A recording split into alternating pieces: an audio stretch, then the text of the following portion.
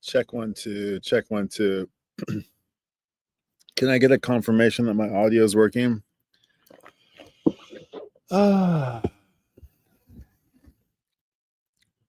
Anybody out there? Is there anybody out there?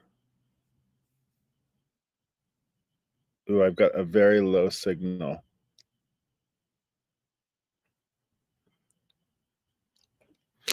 That's not good. Let's see. Oh no. Oh, come on. Check 1 2. Signal getting any better? Should be okay. Can somebody confirm an audio for me?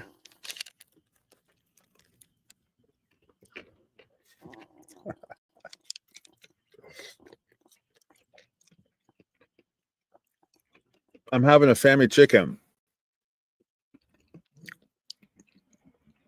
outside the Lawson. I can see and hear you. Yeah, or outside, what are we? Family Mart. Good old Family Mart. And the family chicken. Family Chiki. The red version. And I got a 0 beer here too. That I'm going to crack open. And kampai. Woohoo!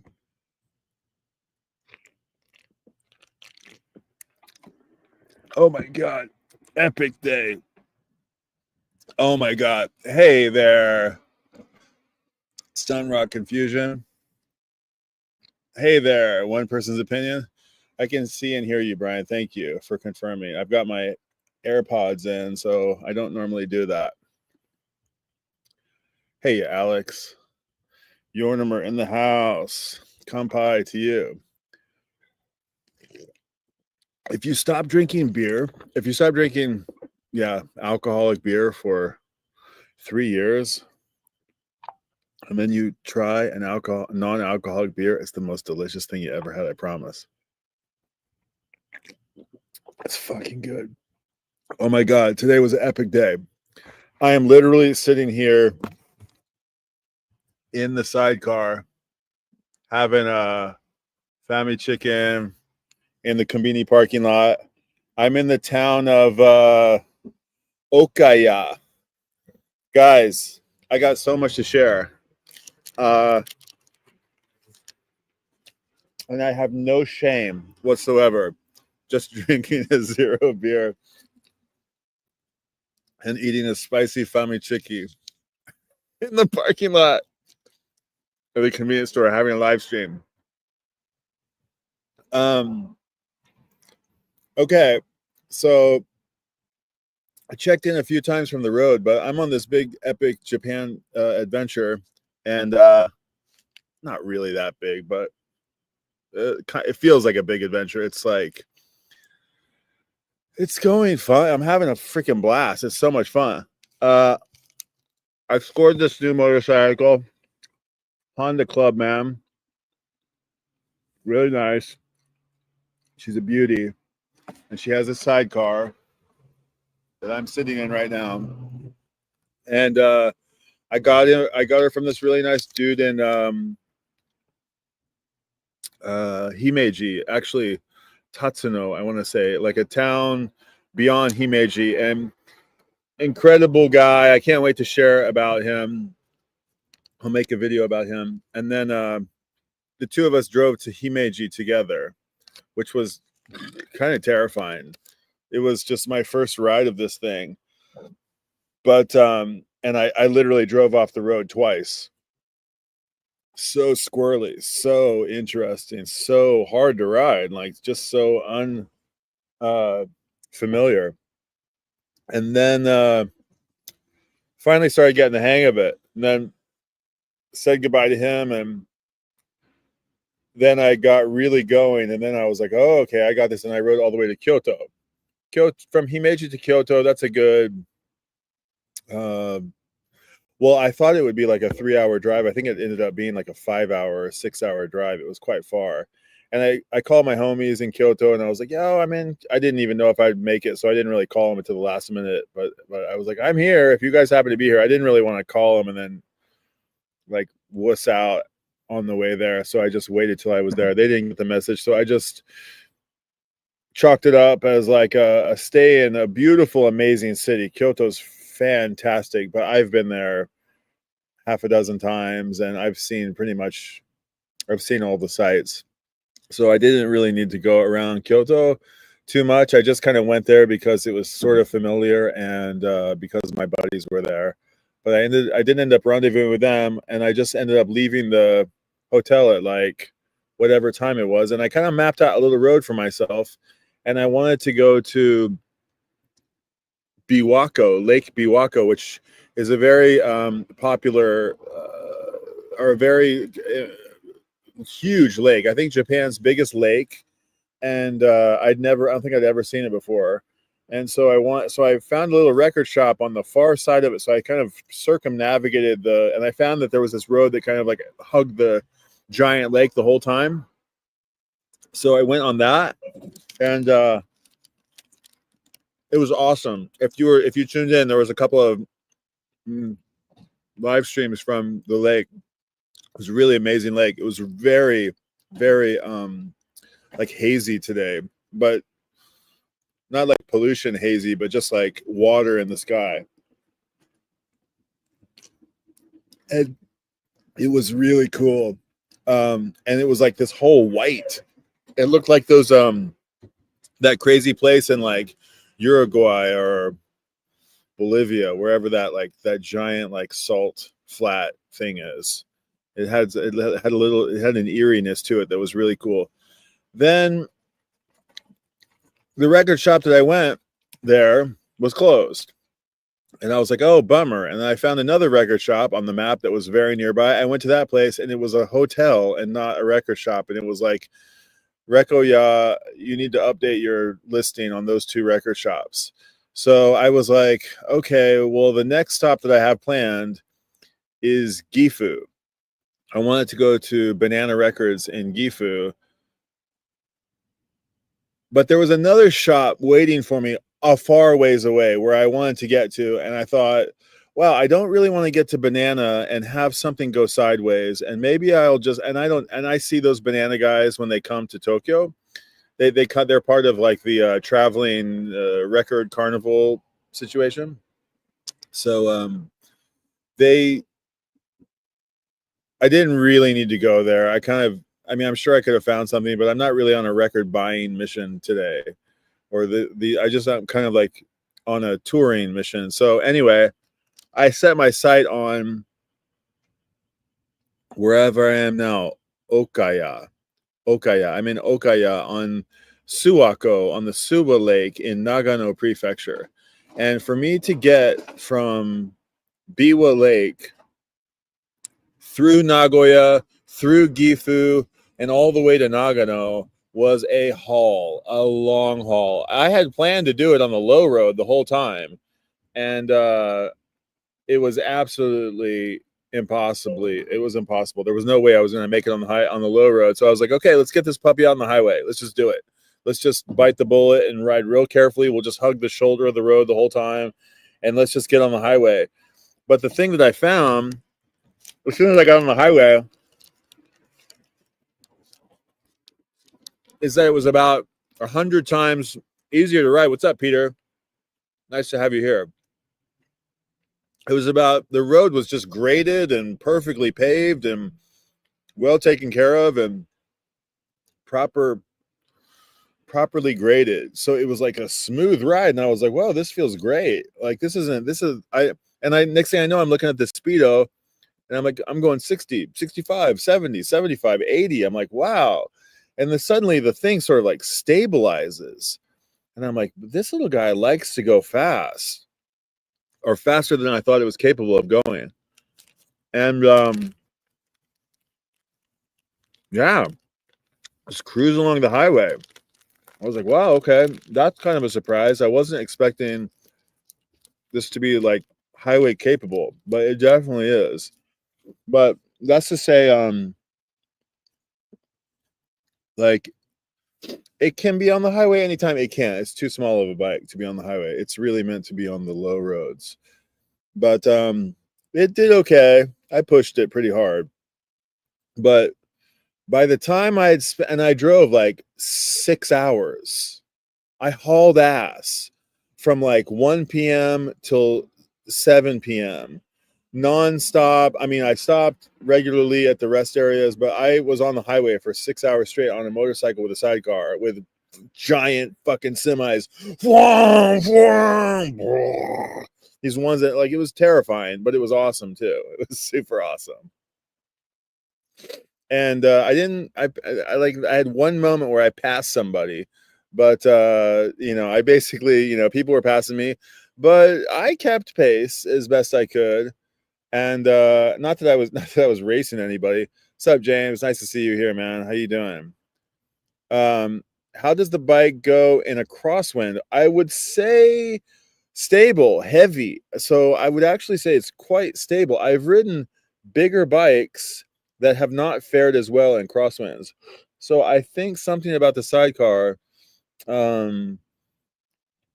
just adds some weight to it. So no problem whatsoever. Although I got a couple of headwinds, like I came up over hills a couple of times, and my helmet, this giant gust of wind, kind of blew my helmet like off my head. Like, I don't have a great helmet. I have a decent helmet, but it's like I'm decided I'm gonna get a better helmet. This helmet's ghetto. I need to get a better helmet, and I'm gonna get like a proper helmet. But no, it did good in the winds. It did fine. She just did good. She did good uphill. She did good downhill. And man, I got it. I figured it out. It's so interesting. It's really interesting. The thing that I was saying is, like, it's all counterintuitive. It all works backwards. It's like a left-handed bike or something. It's like, it's like, how you put your glasses on upside down. And like, they have those glasses that you can see the world upside down, and it's like you fall over as soon as you put them on, but your eyes adjust to them like rather quickly. Or one of those bicycles that, like, have you seen these guys? There's the bicycles that you turn left and they go right, and you turn right and they go left. And I've seen some science experiments or some biology experience, psychology, I don't know what you'd call it, where the human brain can figure it out in just a matter of time. And it's like a short amount of time, 5 minutes, and you can ride a bike that works backwards. And then put you on a regular bike, and you can't ride it and for a couple minutes until you get readjusted. So I've seen these as exercises just to show how fast the human brain is capable of adapting. And this required some adaptation for sure. So, but once I got the hang of it, I kind of stopped thinking about it. It was really nice. And I was like, oh, okay, when it's on the highway, you don't, I mean, I'm sorry if this is not interesting. This is kind of bike talk, but like, it has something kind of interesting. It has this like stabilizer, which you don't kind of see that often on bikes. And it has something up here, which is like, you can't really see it, but it tightens the steering, and you can actually adjust the tightness of the steering on the fly. And it needs it, because if you don't have it on there, it wobbles. But if you get it tight, and it's meant to be adjusted, but if you get it tight and it's nice. It's real nice. I don't think I'm going back. I think I don't know. Like, maybe I'm getting ahead of myself, but I think there's the guy who sold it to me. I mentioned before, he said, like, only crazy people have sidecars. Only funny people, I think he said. Only funny people have sidecars. And I was like, yeah, I guess you're right. Maybe, but I'm like, there's so much utility. It like tripled the utility of the bike. You don't get to split the lanes. That's not fun. Not being able to see your car. You've essentially become a car, but you still have your 360-degree view, and you're kind of having cake and eating it too. It's fun. It's very, very, very, very fun. Why did I wait so long to get a sidecar? It just didn't seem logical, or it's not logical, but it's so interesting because you go, like, you can imagine the physics of it. You go forward and the thing wants to pull to the right, or rather to the left. And if you use the front brake, it also wants to do this. And if you're going really fast and you decelerate, it wants to brake to the right. Just deceleration. Just letting off the throttle, it wants to turn. And turning up the throttle, it wants to turn. Braking, it wants to turn one way. Braking, it wants to turn another way. So the most fun thing about, you'll know this from like driving a standard transmission.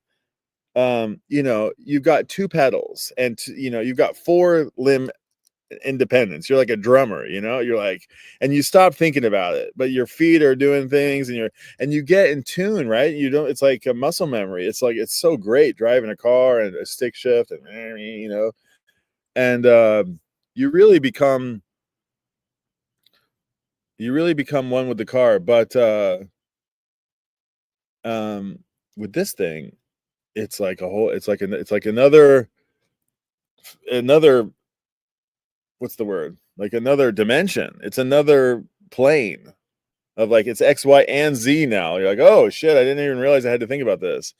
And then that got me thinking about the airplanes, and like there must be like yet another axis where there's like another one where it's like pitch and roll or whatever, where it's like, that's what I wondered. I wondered if, like, the way that you control the ailerons or whatever they were called on an airplane, like I wonder if, like, just the slightest movement, if the plane is just constantly in a state of, just a constant state of adjusting with you, like everything you do is just like, that's the way it feels on this thing. It's very interesting. It's like beyond like just being a motorcycle geeky thing. Like it's interesting to communicate. It's a very communicative experience that you have with a machine. Okay, so I get up on the highway. Hold on, let me read some of these comments. I'm gonna chat for a little while. If anybody wants to come up and hang out, I'm gonna hang out for a little while. If you want to come up, let me just get through this. Well, actually, I'll throw the link out there now. I want to tell the story about getting here, but hold on. Let me get through this one thing real quick. So, and then I'll throw the link out there. If anybody wants to come hang out, you're most welcome to. Dave, infidelity, dude. I've been liking your videos. It must be an interesting sight for Japanese locals, an American driving through town with that bike. Yeah, I've already gotten a bunch of smiles and a bunch of people coming to chat with me about it already. It's really cool. It's really fun. And today, I was getting on the highway and from a little service area, and there was a car that was coming up like that one. We were both kind of like jockeying to who was going to go first. And I said, "Saki ni dozo," which means, go, be my guest. And the guy looked at me and he looked over his wife and he's like, "Look over there," which is just funny. And then this old timer, I went and had an Onsen tonight. Oh God. Okay. So I can't wait to tell you this. I had like the best day and the best night. And I got an Onsen in. There was a fucking beautiful sunset. I got to Suwako Lake. It was a beautiful night down on the lake. And like everything worked out. Like nothing went haywire, really. I even did a load of laundry. Didn't bring enough clothes. I went to the laundromat. I was like, oh, I'll charge up and like I'll just hang out there for a little bit and just decompress. And like I went to the coin laundromat. It was awesome. Just chilled out for an hour and charged up. Okay, charging life is real. It's a struggle. YouTuber charging life. GoPro charging life is real. That's a real thing. Respect to anybody out there who's lugging 3 or 4 cameras and computers and phones and other stuff and batteries. It's just like, it's a lot. But yeah, at the Onsen, the old timer was like, "Hey," he's like, "Where'd you come from?" And he said, what did he say to me? I said, "I came from Kyoto." He said, "How long is that?" "That's about 8 hours, right?" And I said, "Yeah." And he said, "Was it 8?" And I said, I don't know. He just laughed and he was like, you don't know. And I'm like, I don't know. It was far. However far it was far. He just was kind of laughing at me. And yeah, yeah, it was cool. This little Sento that I went to. It wasn't actually, it was an onsen, it was onsen, but it was like a kind of a hybrid Sento and onsen. It was like proper Sento. Do you guys know the difference between a Sento and an onsen? A Sento is a public bath where you might go every day to have your bath because your home doesn't have a bath. So it's indeed the public bath. And when you go into a Sento, there's a little lady in like a little sort of kiosk, typically. And the women are on the right and the men are on the left, and you can tell by the Noren flags that are on the side. And you go in, and it was only 300 yen. It's really cheap, and like stupidly cheap. They need to charge more. But you walk in and you take your shoes off and you put them in the thing. They're similar to an onsen. There's lots of points that are similar to an onsen. It was actually. I want to share this story. I paid the lady the 300 yen. I go in, and then I only because it was this beautiful thatch roofed place. It was like it looked like it was gonna open up into this big gorgeous onsen, and I was a little bit like initially disappointed when I walked in. I was like, oh, it's a Sento. I really wanted like a place to chill out and have some charge time, because those onsens usually have like a chill out room, and they have like places you can plug in. You can actually just like have a little nap. It's kind of nice.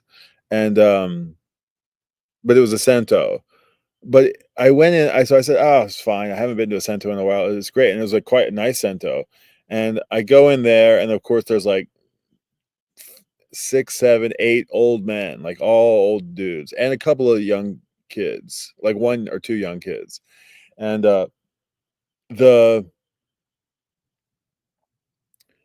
one young sort of, I want to say wasn't that young. There was one old man and his maybe like son, or his maybe cut. I don't know who. I assumed it was his son. He was probably his son's age, but it could have been his like nephew or somebody. And the old man, well, let me back up. The first time I ever went to a Sento in Japan, my friend Katsu, who is from this very place and who introduced me to motorcycles, and my buddy who was I was at his, wedding giving the speeches. My friend Katsuyoshi, who's from Chino, who's from Suwako, he said, you got to go to the local onsen in your neighborhood, or the local Sento. I said, okay, let's go. So he took me for the first time, and he kind of showed me how to use the Sento. And one of the things that he did, this was like my first week in Japan, was that he said, you pull out these little stools and you pull out the water, and you scrub your back, and here, I'll scrub your back for you. And he loaded up this washcloth with soap, and he started scrubbing my back and my shoulders, which was like, I wasn't ready for it. I was just like, oh, okay. And he was like, okay, you scrub my back. And I just played along. It was like one of those things where like natto, you've heard about natto, this awful like fermented beans. That's not so awful after you have it for a lot of years, but it's like, you just are like, it's delicious. And they're like, oh, really? It's delicious. You like it? And you're like, oh yeah, it's great. And you're thinking to yourself, this fucking tastes like dirty socks. And they're like, you can eat it every day. And you're like, oh no, why did I say that? It's like you were just trying to be gracious. But he washed my back. And today I'm in his hometown, and I go to the local Sento, and the young guy, the son, the nephew, is scrubbing the old man's back. I was so touched. And then the old man actually got up and scrubbed the young man's back. It was just a little thing, but it was very sweet. And I thought of my friend. I was like, wow, is this like a locals thing? Is this like what people from Suwako do, or is this like across Japan? But it was very endearing, and it wasn't weird at all. It was very sweet and endearing. So I got in a bath. I'm feeling real clean, and got my clothes clean. And so anyway, I'm on the highway, and I'm just blasting down the highway, and I'm like, I've got 3 more hours. And there's like, And like, I'm getting into the Japanese Alps, the Southern Alps, they call them, which is why I took this route. I had the option to go the beach way or the mountain way. And I was like, oh, the beach way is smarter and it's easier and it's less, there's nothing to go wrong on the beach way, but it's going to be hot and I don't care about riding alongside the beach. I mean, sure, it's nice, but I want to go to those mountains where it'll be cool and foresty and up and down and majestic, peaks, and you want to go there. That's where I want to go. So I just was like, okay, let's go. So I'm going. And sure enough, as we get out of the rice fields and like up the mountains and over the passes and through tunnels, we get into this giant, amazing mountainous landscape. And it's so luscious green. They have like, despite, Japan, I'm from Colorado where like it's all deciduous, evergreen trees, right? And like pine needle trees. And here they don't have those kinds of trees. They have like, they do have those kinds of trees, but they have like other kinds. And it's just luscious green right now. And you can see these, it's like they're like volcano shapes, It's not like these crumbly kind of mountains kinds. It's like, you're like, ooh, that was definitely a volcano at one point. Really beautiful. And you could tell like all of this has snow all over it in the wintertime. I'm rambling. But really nice. And the afternoon clouds start coming in and the sky goes from sort of blue and hazy and kind of whitey to sort of ominous and like, no, I did bring rain gear, but I don't really want to wear it. And how bad is it going to be? And I could see this cloud and it was like, I think I can outrun this thing. I think I can outrun this cloud. And it was just like, it was coming right above me, but I was like, let's try to outrun this cloud. And then it starts spitting on me. And I'm just like, I'm just racing against it. And I'm like, finally I get like one level of soaked, but not, because when you're riding in the rain and the wind is blowing on you, you're like wet and dry at the same time. It's kind of a fun little phenomenon. You're going fast enough that you're drying at the same time as you're like blasting through the rain. Let me get some comments. And then right off into the beautiful valley below, giant rainbow, super beautiful. I was like, yeah, I outran the rain. And hold on, the story continues, but let me read some of these comments and then I'm going to invite you guys up. So this documentary going to be about a famous musician? No, not exactly. It would be nice.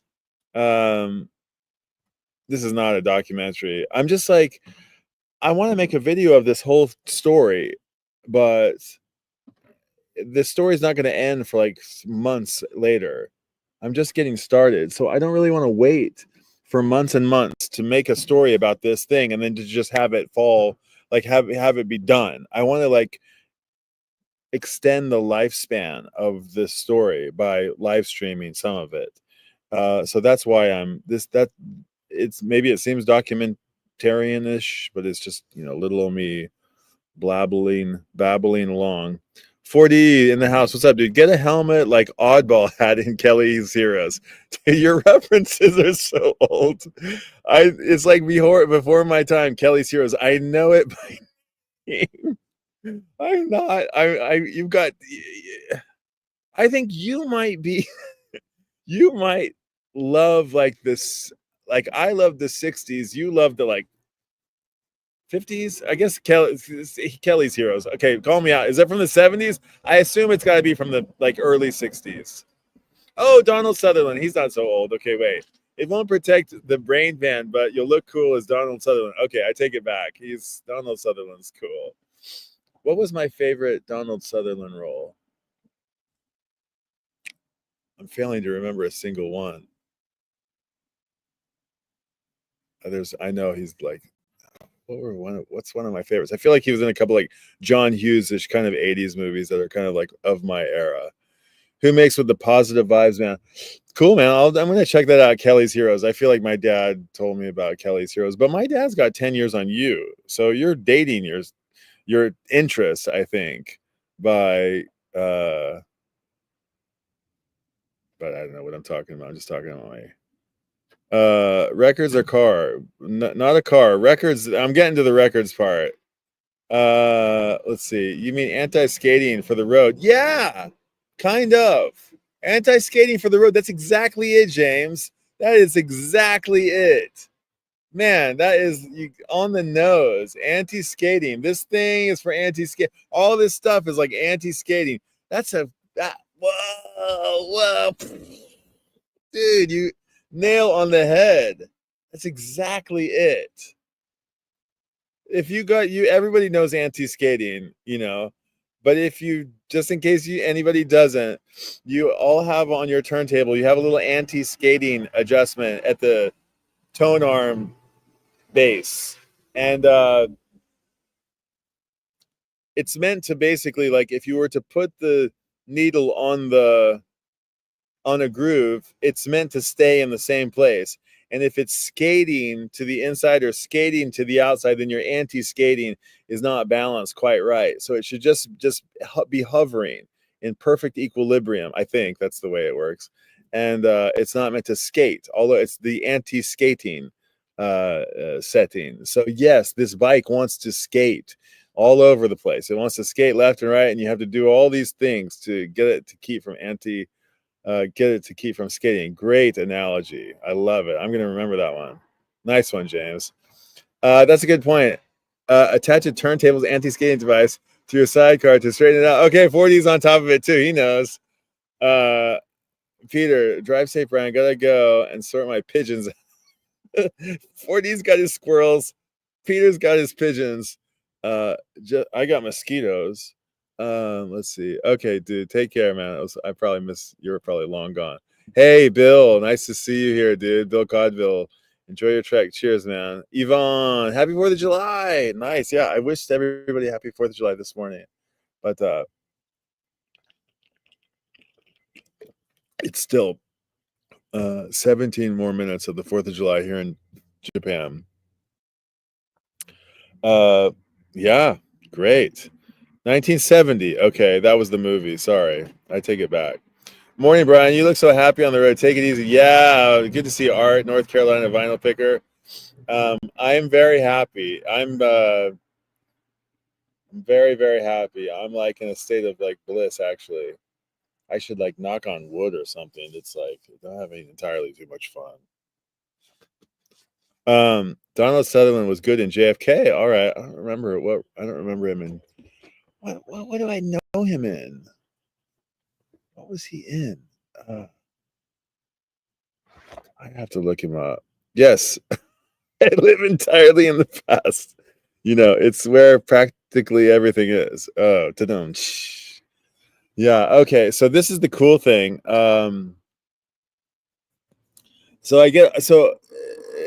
The navigation is telling me that that I'm like 6 hours away or something like this. It's telling me, oh, you'll arrive at 3:30 in the afternoon. I'm like, okay, great. That's plenty of time. And I'm sure I'll stop a lot, and it'll probably like 3:30 will probably become 4:30 or maybe even 5. But they close at 7, so that's still plenty of time. And of course, the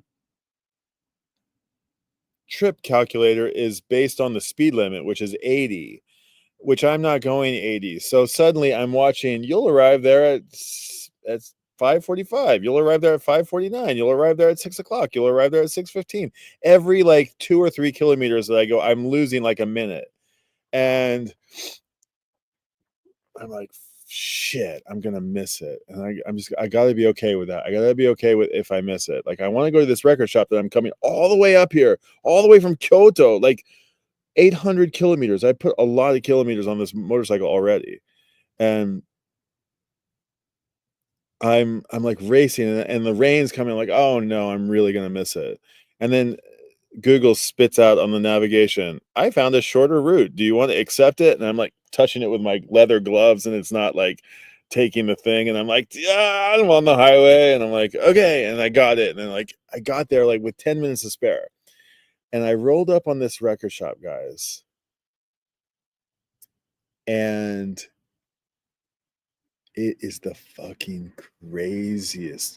craziest cool record shop. Extremely cool. You're gonna freak out when you see this place. It is so nice. So nice. You have never seen a record shop like this. And I go in there and I'm like, oh God, I came here all the way from Kyoto. I know you're closed in like 10 minutes, but I've come a long way and I want to shop. And like, I know you probably don't open till noon tomorrow, but I could stay here. It's like, is there any way I can like pay to keep you open or come here when you open tomorrow? And he's like, yeah, I'll be here tomorrow morning. And it's my birthday today. And and I was like, oh my God, I'm so sorry. But I just saw the shop. He's like, come back tomorrow before we open and stay here if you can. And you can stay down at the lake, I recommend. And there's a little spot you can camp and come back here tomorrow. And I'm like, oh my God, you guys are going to freak out when you see this record shop. It is so nice. It is so nice. And I think it's even nicer than I couldn't take it all in. There was too much going on. And I'm going to turn it into a video. I'm going to make it like a proper video for it before. I'm gonna maybe it'll become part of this like bigger video, but I'm gonna dedicate a whole video to this dude's shop. So you won't have to wait for long for that. And I may not go live from his shop. I may just like record it and make a video for it. If I'm not too obnoxious, I may try to do a little live, but I probably will have to wait until I get back. I like this 4D. It's where practically everything is. So you're south of Suwa Lake. Yes, I am actually. I think I'm on the north side of Suwa Lake. So will you be visiting Matsumoto? I won't be visiting Matsumoto. I think you told me that your somebody is connected to Matsumoto. No, I'm not going to Matsumoto. Again, I'm here at the Family Mart, and I just had a family chicken, and I'm drinking a beer, and I'm hanging out in a sidecar on the side in the parking lot with no shame, drinking a beer here. I'm not going to go to Matsumoto. Zero beer, for the record, zero beer. I'm not going to go, but I've been before, and it's really nice. Matsumoto is an incredible castle. On this trip, I've actually seen Himeji, Nagoya, Jo, Gifu. There's another one in Gifu. I forget what it's called. Way up on a hill, really cool. I'd never seen that one before, and I'm probably going to skip Matsumoto Jo, but I've seen it before. It's real nice, and it's got a beautiful moat around it. Very cool. Yornimer, have you been there before? It's very cool. James Farmer, Donald Sutherland was good in Eye of the Needle and Animal House. I don't know him in those roles. What is I feel like he was the father, like in a teenage movie. Ninja Cat Matt in the house. Just finished recap with FZ20. Yeah, I watched I listened to the show the whole way as I was writing here. That Sneak and Sally was through the roof, man. It was amazing. It was so fun. Huge Sneak and Sally. Fish played today at Folsom Field, my alma mater, and I really wish I could be there, but this is the second best thing. I'm having a good time too. Sidecar Productions. Yes, it's right. I am in the sidecar right now. OJC's in the house. Are you lost by the side of the road? Nope. I'm here in front of Family Mart. Just no shame. Talking to a computer. People coming and going. They're like, what's going on over there? And I'm just enjoying myself. These are not the droids you're looking for. Is this illegal? Can I not do this? I'm not sleeping. There's no other cars here. It's great light. It's quite good light. There's some action going on behind me. It's not bad.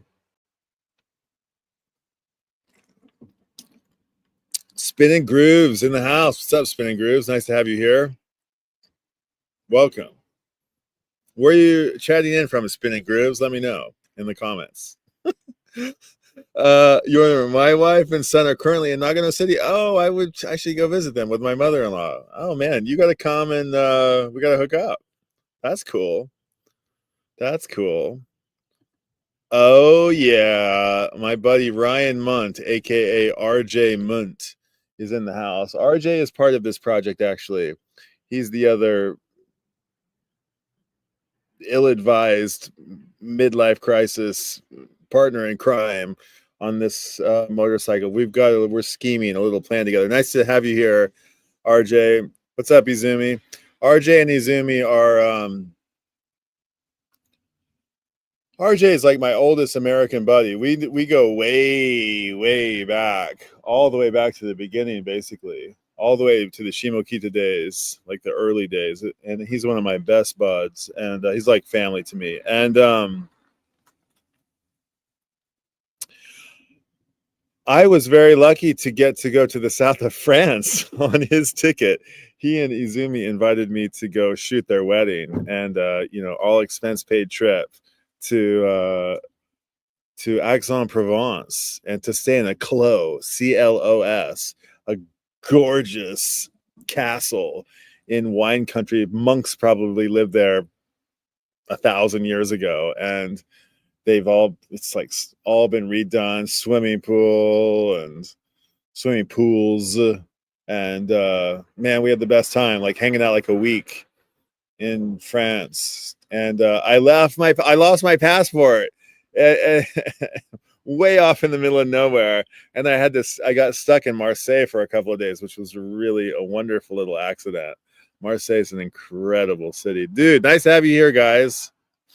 Tell the kiddos I said what's up. I'm heading your way. I'm going to a record shop tomorrow, this incredible place, and I'm gonna spend the hours, maybe I'm going to say 11 to 2 or 11 to 1. I'm going to hang out there. Then I'm going direct to you guys, and I should be there. I'm going to take the low road for as long as I can tolerate it, and then I'm going to get on the highway and go the rest of the way. I should be there around 3 or 4 maybe. And then I put out a comment to our Brian Whitehead about pitching a tent is in his bamboo forest. So maybe we should go hang out there together. That might be an idea if you're into that. You'd get arrested for that in America. Yeah, drinking in the 7-Eleven parking lot. Sally was my fave last night. Dude, that song is so good. Sneak and Sat, Robert Palmer. Sneak and Sally through the alley. That's one of my all-time favorites. You guys know that record? You know that Robert Palmer's debut record. There's an awesome green one with this super funky Sneak and Sally. I think it's Robert Palmer. It might be a cover of it. He might be doing it as a cover, but Fish does it, and they bust a huge Sneak and Sally on this today's show or last night's show. Yes, love Matsumoto Castle. In fact, my mother-in-law took me there when my daughter was little. Cool, dude. It's really cool. I vaguely remember there's a bunch of cool stuff up there. Road trip to find yourself. Yes, I think this is a road trip to find myself. To find the fact that I'm the thing about the Sidecar is like, you know how like it's like a one-man express, it's like you can do everything. It's a mule, you can take all your accoutrements in the Sidecar, and it's like a bus, like a hippie van without the hippie van, without the walls of the car. It's like that's what it is. It's a sojourn machine for sure. I didn't know. I had no idea. I mean, now it makes sense, but like I don't think I'm ever going back. It's really the greatest. It's really, really the greatest.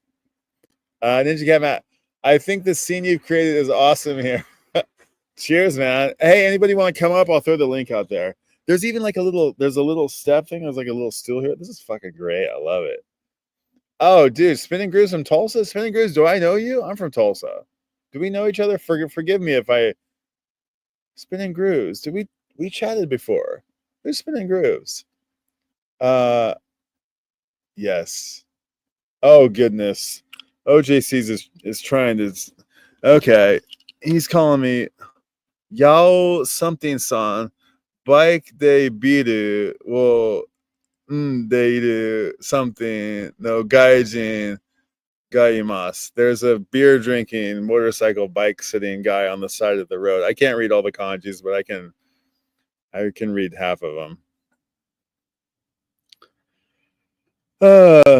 Tell me how I did, OJCs. Is that your writing or did you pull that from chat GPT? Are you this good at Japanese? That wouldn't surprise me. That kind of tracks. Donald Sutherland played Kate Bush's father in her video Cloud Busting, an invasion of the body snatchers. Fuck, what do I know him from? Now you guys are gonna make me go look it up. Damn it. What is the role that I know Donald Sutherland most for? Donald Sutherland. Oh, Canadian actor. What is my favorite role of his? MASH? Hold on. Where do I have to go look up? IMDb, right? This could be. Oh, he died last year. Bummer. Oh, dude, I think he must. Hold on. Let's see here. Known for the Hunger Games? No, I don't know him from that. He's probably got like a million credits.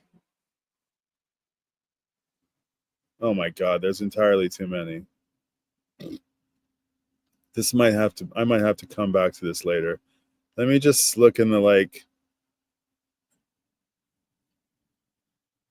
I'm blasting through it. I'm gonna Frankenstein.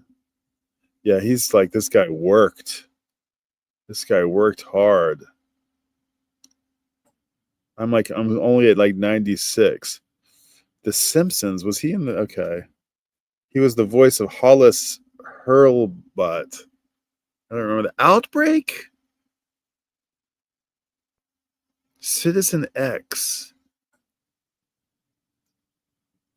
It's gotta be around here. 6 degrees of separation. This is boring. Brian looking for what? Donald Sutherland role he knows. Sorry. The Trouble with Spies, 87. Uh-oh, we're getting Kate Bush cloud busting. 81. No. Wait, was he he wasn't like E.T.'s dad? He wasn't like Elliot's dad, was he? No. Oh God, I don't know. Where do I know him from? 75. That's too far back. Okay, I'm stopping this. Either I'll find it later. This is insane. Why am I looking this up? Maybe I just what is the role? Okay, sorry. Random tangent there. Okay. Ryan's a real major dude. The Sportos, the Motorheads, the Dweebies, they all adore him. They think he's a righteous dude. My first horror movie, Invasion of the Body Snatchers. That might be it. Okay, am I getting behind the comments? Let me drop the link up here if anybody wants to come up and hang out. Let me see here.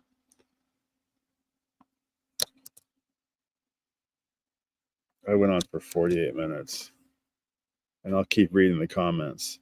Turn your camera on if you're going to come up. I'm not going to let anybody up who doesn't have their camera on. Yeah, let's see here. Super stoked for the ZZ Top Rhino Hi-Fi box. 79 to 90. Yeah, I'm kind of a Tres Hombres guy. I don't really know late ZZ Top or later ZZ Top, but I'm happy for you. I mean, I love ZZ Top's cool. It's super cool. I just found 2 die-cast metal sidecar bikes from Adam West Batman 1966 series. Nice.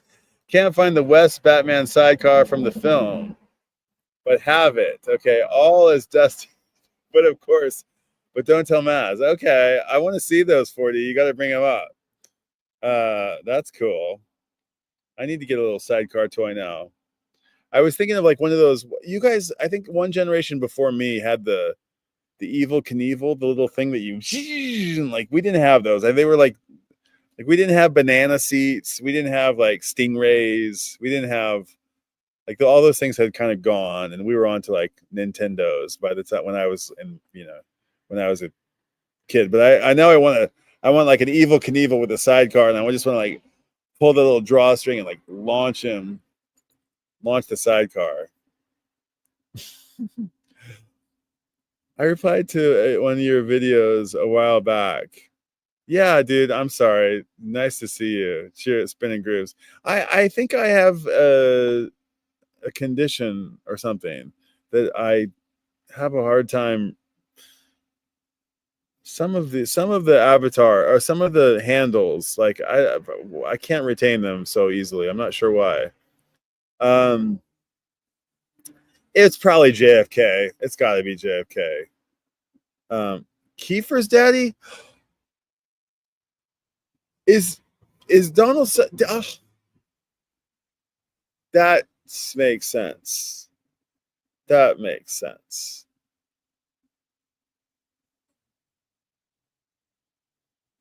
That makes sense. Okay, you remember. Now that you let's see. So now that you won't be able to split lanes with the new bike, so does that mean you will have to travel slower on Tokyo streets? Yeah. I am keeping my old bike, and this thing actually will not be a daily driver, I don't think. This thing is going to go inside a garage and it's going to stay there, I think. I'm that's what I'm telling myself, but I'm wondering if I can actually live up to that, because the idea here is to make something really special out of it. And I don't think I want to drive it every day. It has almost no miles on it. It has so few miles on it. And I don't think I just want to rack up 30,000 miles on it in no time and then just have it. I think it needs to be ridden conservatively. So, but I don't know. We'll see. Yeah, it's a weekend bike, I think. And my other one is going to remain my daily driver. My piece of shit one. I love my piece of shit one, but it is dying. I did find out how shitty, in how bad of condition my current motorcycle is, because I can compare it to this one because it's the exact same bike. This thing it just purrs. It sounds so good. And mine just like, it sounds so bad. I really ought to do something about it. The problem with the bike that I have now is somebody modified it. They put like on a different exhaust on it, and it fucked the bike up. I think it just like it doesn't exhaust correctly. It looks cool, but it's not efficient, and I think that was a bad move in the end. Looks great. I think it killed the motor. Best toy ever, Evel Knievel action motorbike figure. That bike was a beast. Yeah, man, I never had one. Or I feel like I did, because I remember this like little key, like this little loop with like a bunch of little teeth on it. I remember that thing. So maybe we did have something like it, but I don't think I had like an Evel Knievel. Yeah, Kiefer's data. Okay. Make America Devo again. Yeah, that would be a good call.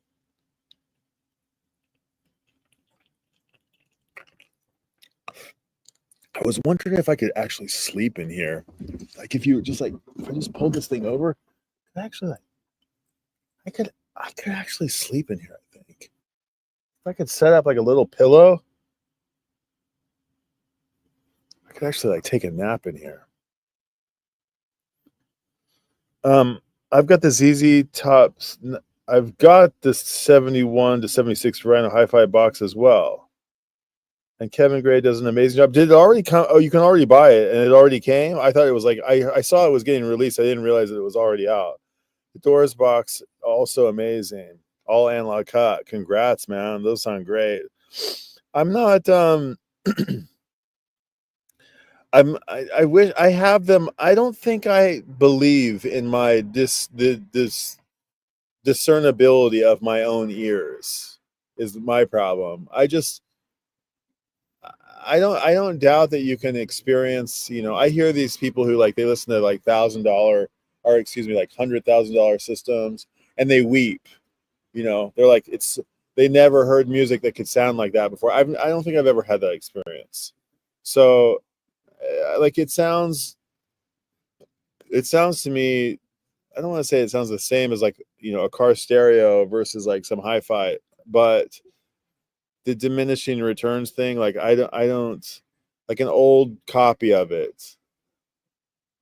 Even like, Beatles in mono versus Beatles in stereo, like somebody be like, can't you hear it's coming this way and this, don't you want to hear it that way and that way? And I'm like, okay, if you say so. I'm not that invested in it. Although I do have the few like hi-fi records that I do have, they do sound really good. And I do, and every once in a while I'll listen to a record like, damn, this sounds amazing. And then every once in a while I'll also hear a record and like, this sounds like shit. So I'm not completely oblivious to it, but I don't chase records that I already own, even if it's some like allegedly not that great pressing. Did I drop the link in there? I did drop a link. Did I not? Oh, whoops, I didn't. If anybody wants to, sorry about that. I thought I did.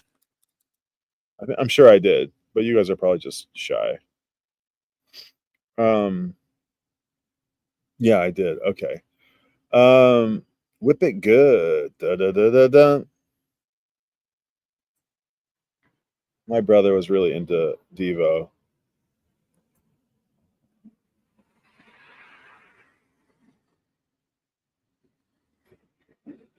Oh wait. So 70. So what's the one that you do have? Oh, you have 71 to 76. I see. Okay, and then now 79 to 90 is coming out. Okay, cool. So your collection is like growing. That's cool. That I can actually even kind of get on board with that more than the actual fidelity of the records. Like having a little complete set is quite satisfying. So I can get on board with that. You wound it up on the ramp thing. You wound it up on the ramp thing. Then it took, oh yeah, you wound it up on the ramp thing. Then it took off like a bat out. Come on, Evil Knievel. Running through the red lights, burning up the DMs. I don't know this acronym. KGLW. Somebody help me out here. Am I getting way behind? Okay. OGZZ top copies also sound good, just more difficult to find super clean. Yeah, my ZZ tops are tattered, super tattered, actually. But I kind of like I sometimes I can't say that I like a scratchy record, but with a ZZ top, I don't really mind it so much. Something that's really quiet and it like takes me out of the listening experience. This one kind of drives me up the wall a little bit, but just like good old rock and roll with some good crackle and pops, I kind of actually welcome it. I've got a few. Nice, dude. Okay. Ninja Cat Matt. Giant Steps made me weep on first listen. Oh, cool, man. Coltrane. Yeah, I'm trying to think. What music has made me weep? There's a couple.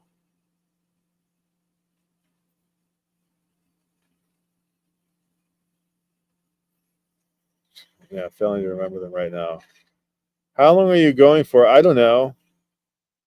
I'm just here in the empty parking lot. What time did I start? I've been going for 58 minutes. I'll go for however long. If you want to come up, you're most welcome to.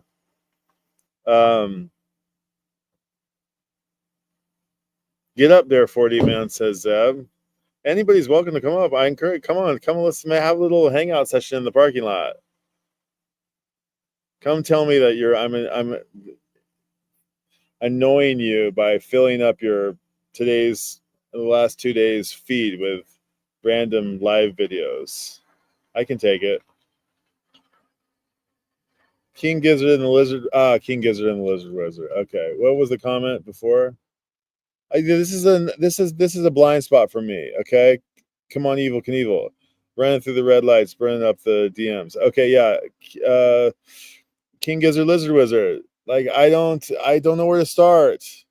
I mean, I've listened to them, but I'm just like random, like darts at the dartboard. I'm like, is it maybe this one, maybe this one, maybe this other? They're all really nice, but I just like I don't even know where to start. I don't even know what the first record looks like. I don't know if I need to listen to the first record. I don't know, like I don't even know where to start.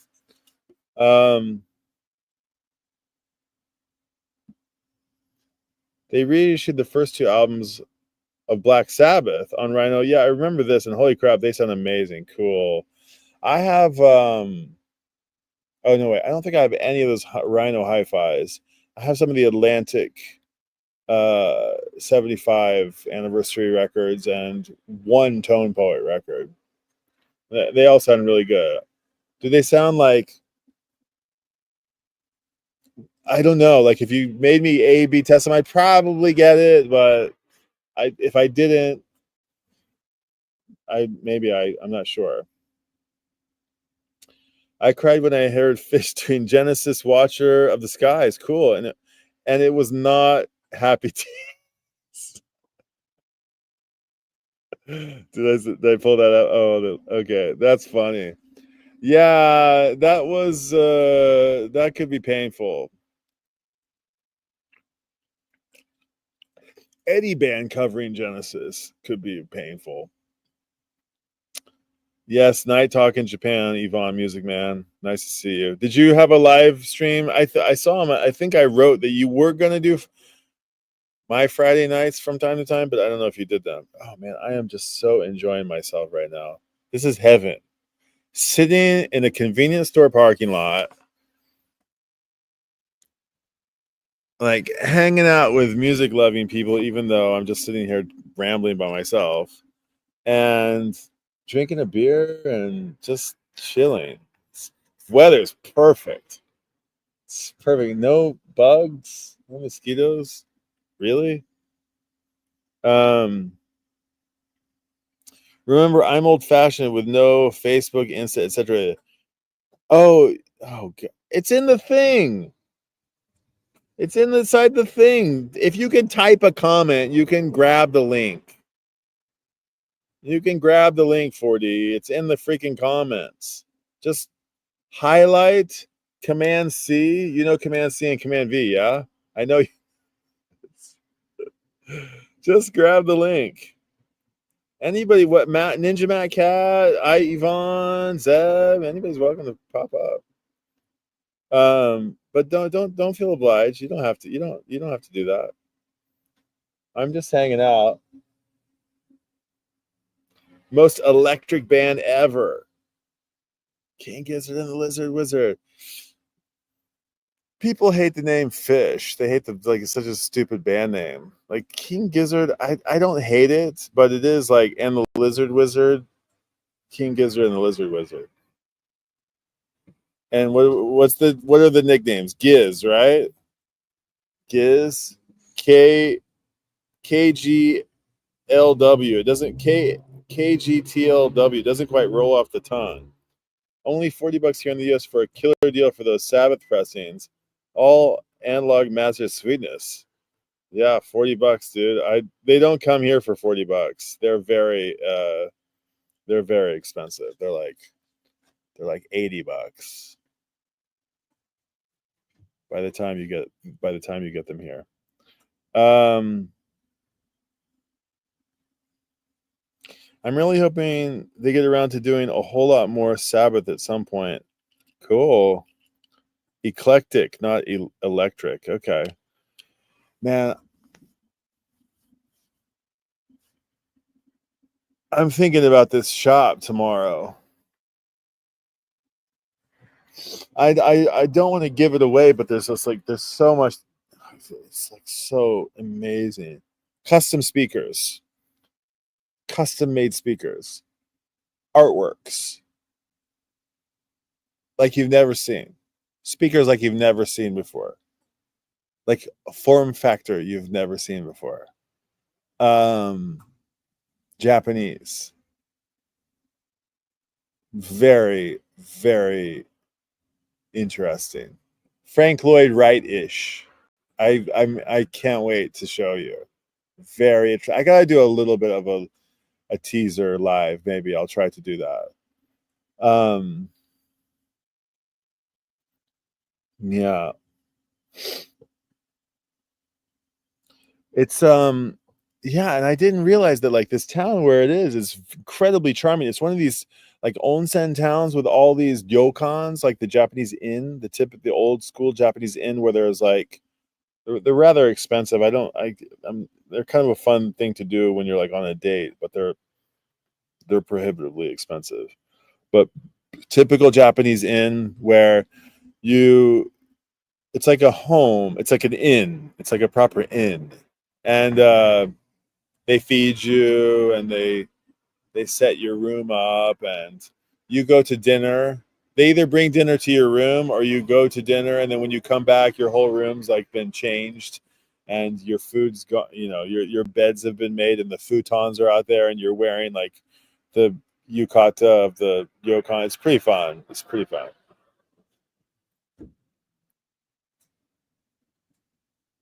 But speaking of Black Sabbath, my one and only really arch nemesis, the guy who stole my girlfriend. I still fucking hate this guy. He uh he ran Ozfest for a number of years. He's kind of a big music dude. He ran Ozfest for a lot of years. And yeah, so we were always backstage. I heard some like terrible he told some terrible stories about Ozzy. Like I dare not even repeat them. They're sort of so uncolorful, and unbecoming of Ozzy, and not nothing bad that he did, but just he was painted in a really terrible light. And anyway, and one of my best dog friends is named Sebastian. But the only reason that his name is Sebastian is because one of the housemates refused to call him by his real name, which was Black Sabbath. He was a black lab, and his real name was Black Sabbath. But the roommate Jen would refuse to call him Black Sabbath, so he became Sebastian, and he was backstage all the time at Ozfest, and it was so cool to see Ozzy with Black Sabbath, the dog.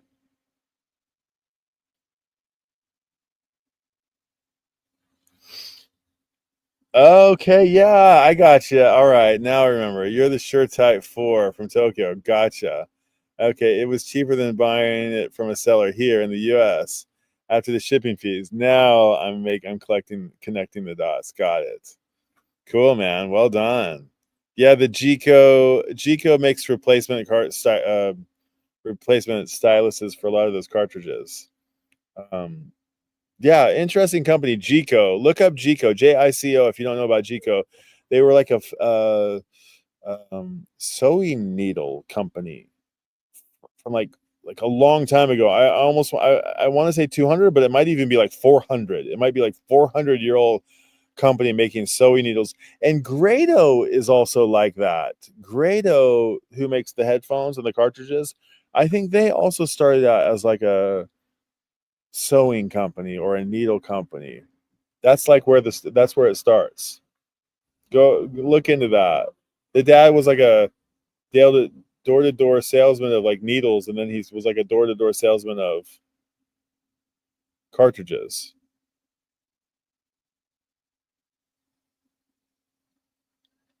I'll take my 84 Marantz and 76 Kenwood speaker cabinets. Nice, dude. Cool. I've had a bunch of stuff. I have a pair of Kefs, powered Kef speakers now. We did some work with Kef, and yeah, I got hooked up with some LS50s. Very nice. Um, and I don't have any more. What was my last amp? I don't remember. I've had some Sanyos and some Sensuis and a Nico. I had this weird brand called Nico once, Pioneer, Technics. Don't a Kenwood. I don't think I've ever had a Marantz, but maybe I have. But I haven't used any of these like Ascend acoustics. I have never used these kind of brands. Ascend Acoustic Sierra LX speakers. They blew me away the moment I plugged them up. Nice, dude. Very cool. Always nice to have like new speakers. It's funny. I also think that like, who's that guy who does the YouTube videos? Darko, whoever that guy is. Am I getting like way behind here? Oh no, I'm okay. The British guy who lives in like between Sweden and Berlin or something. He was talking about like A/B testing, and like you're never really it's like impossibly hard to like, because when you like there's so many variables, the source, the amp, the speakers, the room, and it's like impossibly hard to compare anything, because you just like it's impossible to replicate anything, and not impossible but super hard. And I think there's some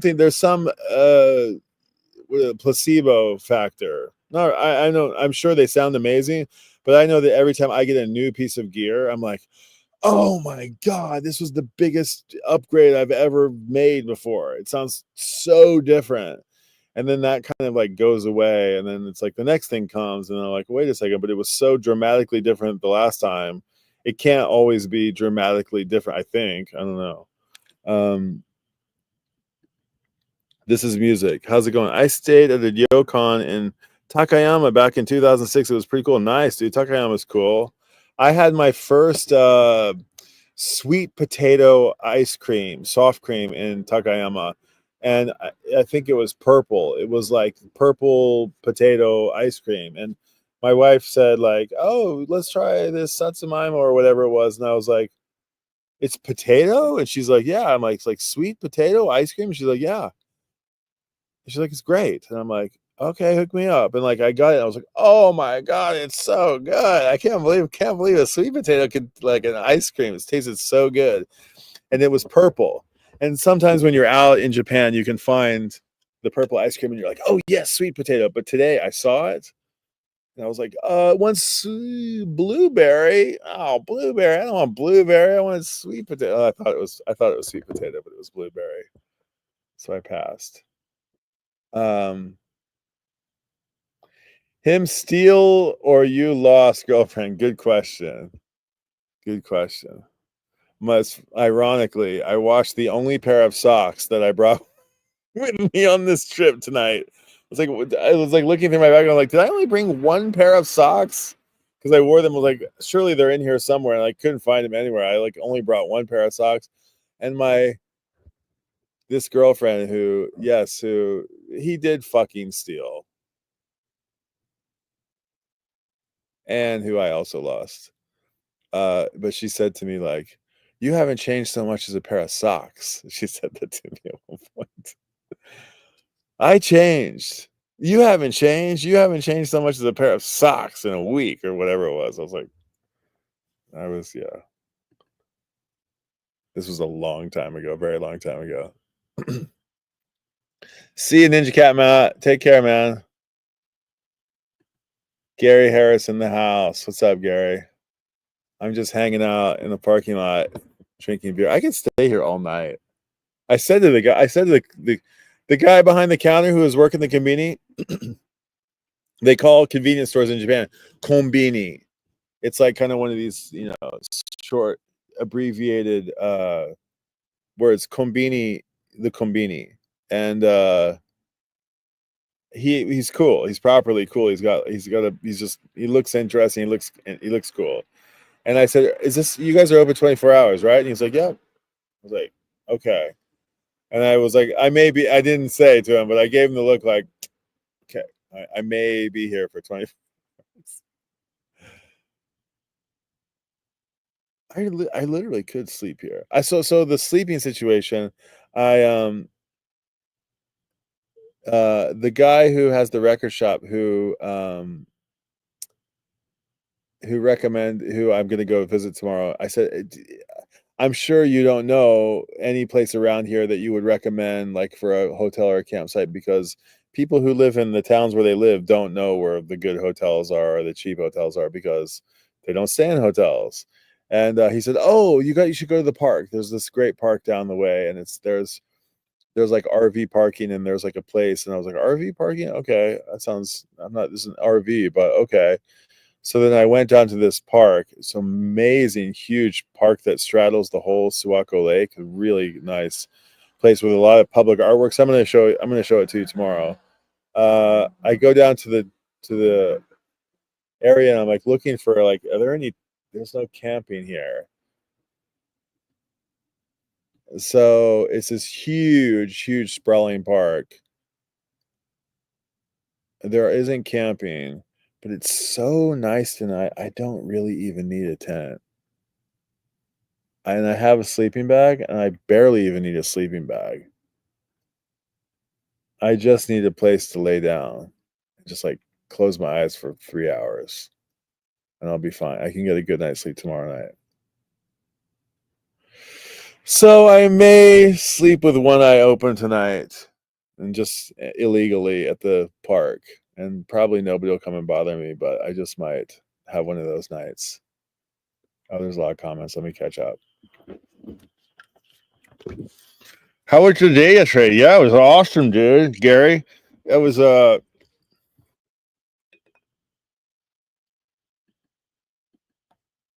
awesome. I talked all about it. It was we had an epic day. Rode like 800, cumulatively 800. Probably rode like 600 kilometers today, which I don't know, what is that? 400 miles to 500 miles. It was far. It was fun. A great day.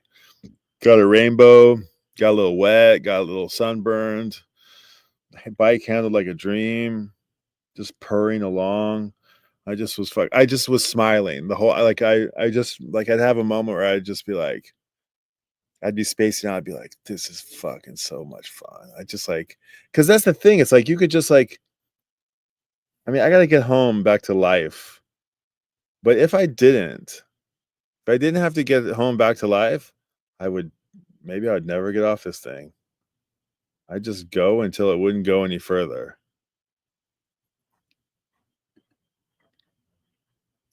Use the Geco SASB. Amazing. By the way, Geco is bringing back the Shure Type 3 this year. Super cool. Oh, 4D in the house. What is up, dude? Hello. 4D house. Hang on.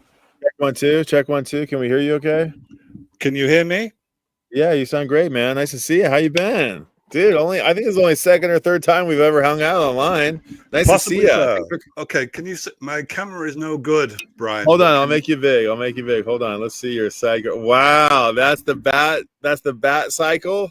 Hopefully, well hopefully Mazzy isn't watching because it's dusty as hell. But if I turn it on its side, can you see? Oh, look at that.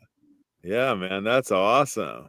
That's the one that sent Robin flying off unceremoniously into undignified end every time, a comedic end every time. There you That's go. like a Harley. That's cool, man. Love that. The black and red motif. And there's one. Cool. There's one more. Hang on. There was a villainess called the Black Widow. Oh man, wicked cool. V-twin, very cool. And she drove. And that one's got a sidecar too. Yeah, but can you see it though? It's pretty. Yeah, you can see it. It's kind of dusty, but you can see it. Cool, man. Hang on. Does it give you any details about the kind of? Yeah, very cool. Yeah, it's like the same. It's the same ride, basically, almost. I've still kept them in the Perspex seal. So if I took the seal off, you'd see it better. So what's something like that worth? Maybe, do we have any idea? Not as much as you'd think. Okay. The beauty of these models is there was a company called Eagle Moss that was bankrupt 2 or 3 years ago, and maybe the reason they were bankrupt is because they offered such value for money. The loving attention to detail in these models is so beautiful. So what they did in this series is they looked at all the DC comics going back to 1930s. They looked at all the TV series. They looked at all the different films, and they looked at all the different computer games, and they looked at every Bat vehicle, including the helicopters and the speedboat, and reproduced them exactly in die-cast model form, put a magazine behind it, and sold them in British newsagents for something like £10. This is about 15 years ago, which is amazing value for money. And they'd done the same thing 2 years before with the James Bond film series. So you get things like, hang on, let's see if I can find one. Bear with me. Leave your favorite James Bond in the comments. Which James Bond does everybody like? Ooh, Aston Martin DB5. Very nice. It's very dusty. Maz will have a fit if he sees this. That's beautiful, man. Very nice. So very cool. And they also did the same with one other series. I can't remember what it is now, but in Belgium they did the same with the Tintin series. Right. You remember Tintin?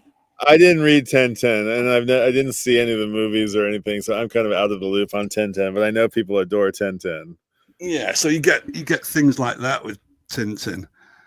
Okay. With a guy obliviously crossing the road, and you can't see it, but the guy in the truck is losing his hair because he's so frustrated at this idiot walking across the road like that. That's cute. Very cool. A dear buddy of mine who made the logo for my Photo Hoku project, I think he's the chief animator on the Tintin movies. He was cool. Tim Rudd. Look him up. I hope I'm not. I think that's what he did though. I think he said, I'm going to wherever they make the good cartoons, and he worked his way all the way up. It wasn't Cosgrove Studios, was it, in Manchester? Did he work there? He's lived in Australia, he's lived in UK, and he's lived in Vancouver. And I think he's been with the same company, and it's not Pixar, and it's not whatever the other one is. It's like another one that's, I don't know who made Tintin, but they farm out a lot of the work now, don't they? So it could be anywhere in the world that they do the animation. Sure. Who made, I don't know, Adventures of 2011? That's about right. I remember the series. Yeah, tell me about Tintin. Well, he's a detective kid, right? I don't actually know the story. Does he have any? He doesn't have any superpowers, does he? He's what makes Tintin Tintin? No, he just has a little dog called Snowy, a little white dog called Snowy. Stumpty will know more about this than I do, but created in comic strip form by Hergé. And the first I encountered was the TV series, which had a British translation. So animated in Belgium, circulated to the UK, and full of politically incorrect villains. Every villain was an inscrutable Oriental, or playing straight to stereotypes. Okay. And yet somehow it's kind of innocent at that time in the early 1960s. I didn't take on board any of the stereotypes, but when the animation series that you're talking about happened, they cleaned it up a lot. So they got rid of all those bad and colorful. Yeah. Okay. Well, hey man, you do your best with what you're given and the time that you're living in. Yeah. I saw a really kind of off-color video meme the other day. Probably ought not to repeat it, but it was really funny. Actually, it's fine. It's totally fine, but it's this Western guy, a black guy, walking down the street in Tokyo somewhere, and this Japanese guy says, "Oh, excuse me," and he says, "Yes," and he says, "I know you," and he says, "Well, how do you know me?" And he says, "I found your wallet." And he gives him back to he gives his wallet back to the guy, and the guy looks inside it, and all the money's there, and he says, "Wow, all the money's here." And and the Japanese guy says, "That's right. This is Japan. It's not China." And then boom, the thing cuts off. Well, there's perhaps some accuracy in this. Sometimes there's accuracy in stereotypes. Let's face it. Yeah, for sure. It's dodgy territory. I know it's dodgy territory. Yeah, it is dodgy.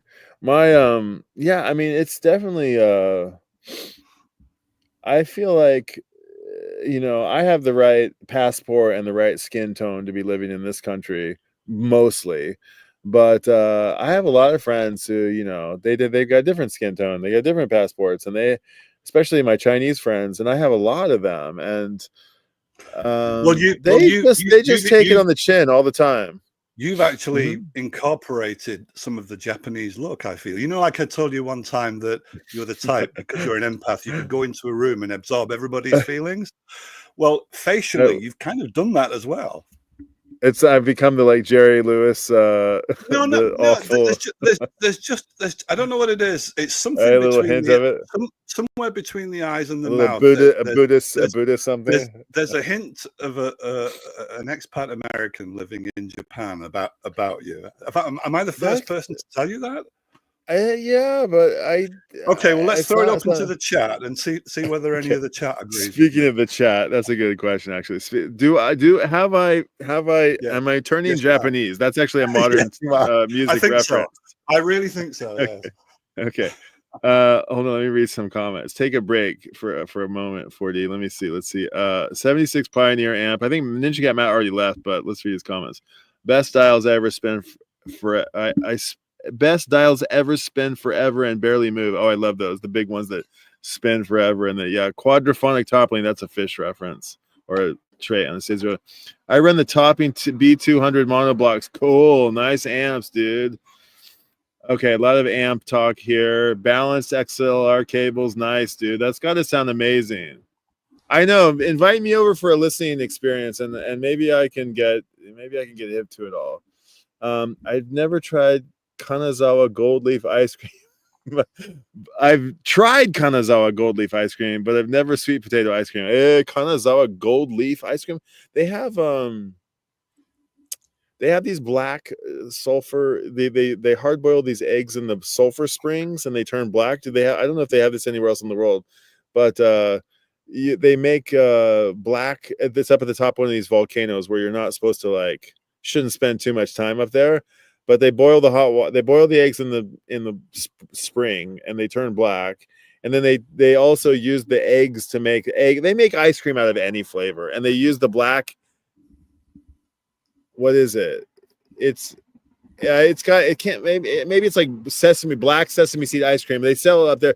Everything's black. It's all this black motif, and people eat the black ice cream and they get black teeth. The black, that was like a thing. I think that may actually be coming back. The black.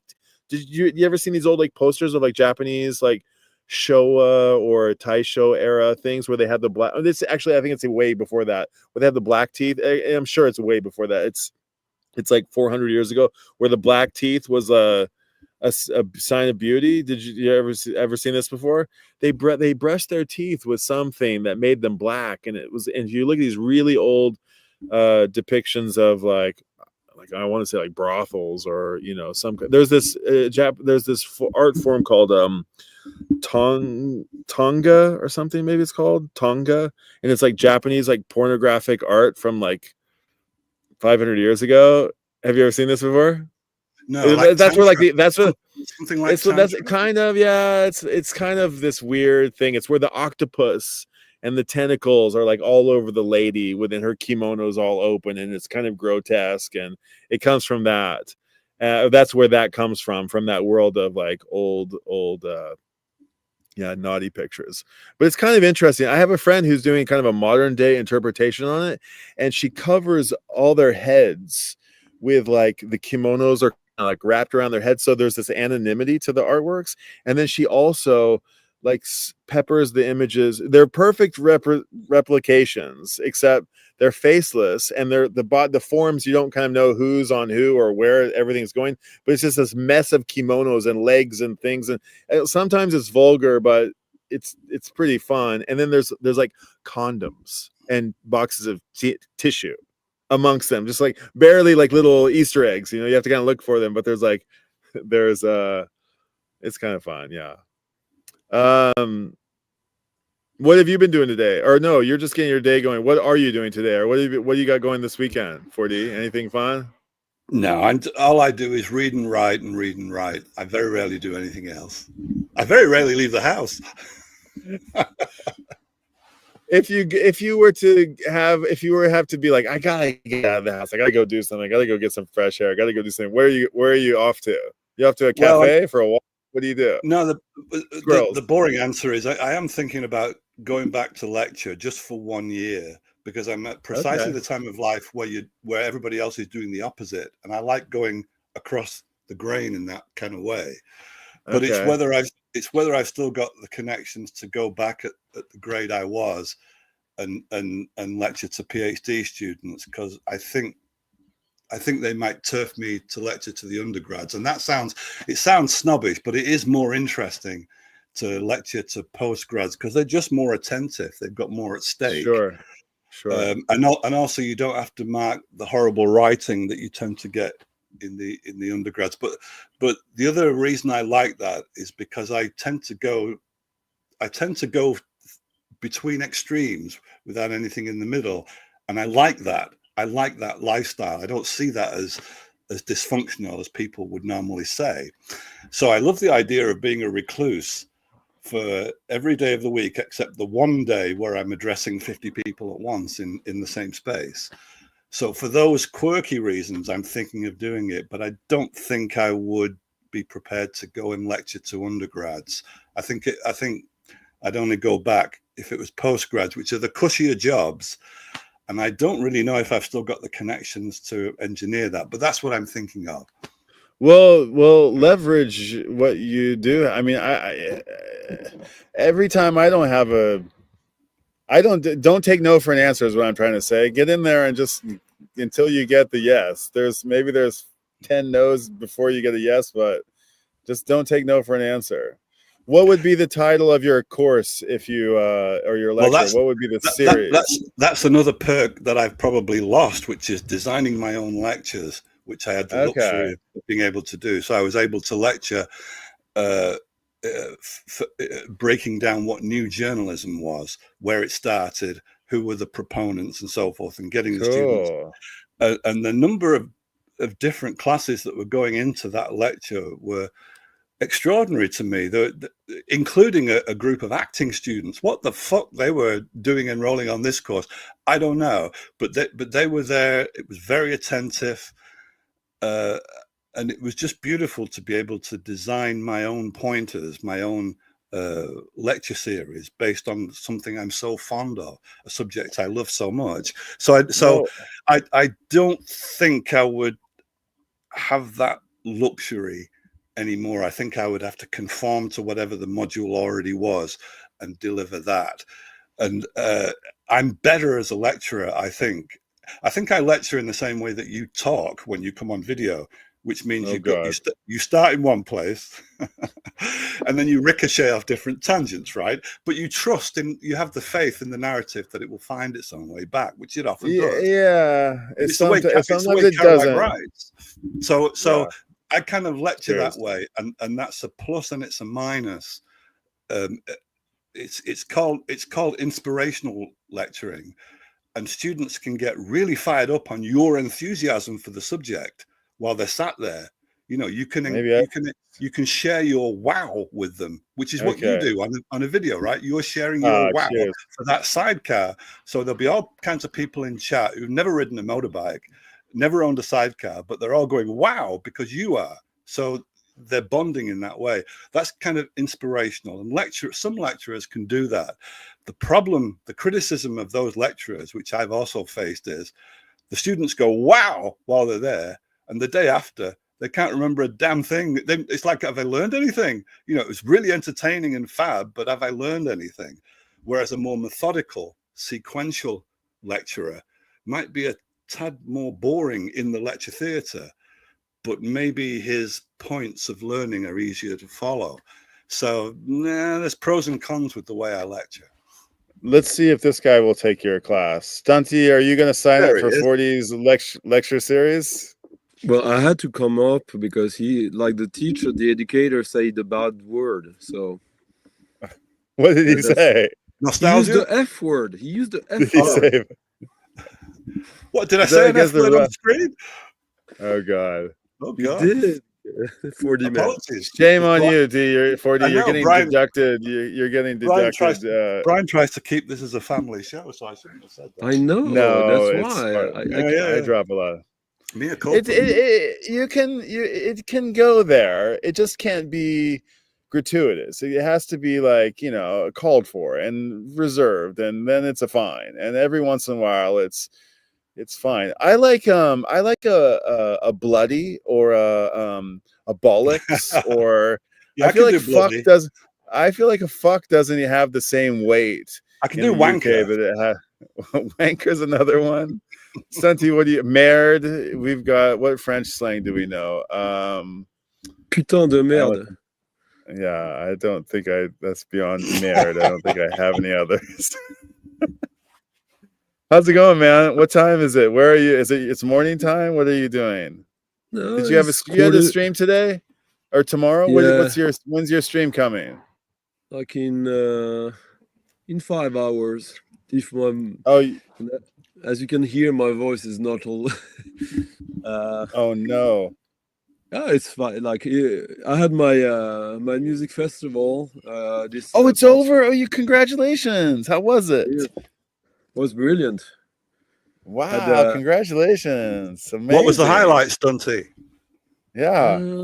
Tell us about it. The highlight was a band called The Handover, nothing sexual. An Egyptian band, so a master of the oud with a keyboard player, and they played a 55-minute long track, and like it was basically a sort of like, you know, Egyptian wedding music that became a trance, and the people were curious and just gathering, and in the end everyone was clapping. What were the instruments for 55 minutes? What were the instruments they were playing?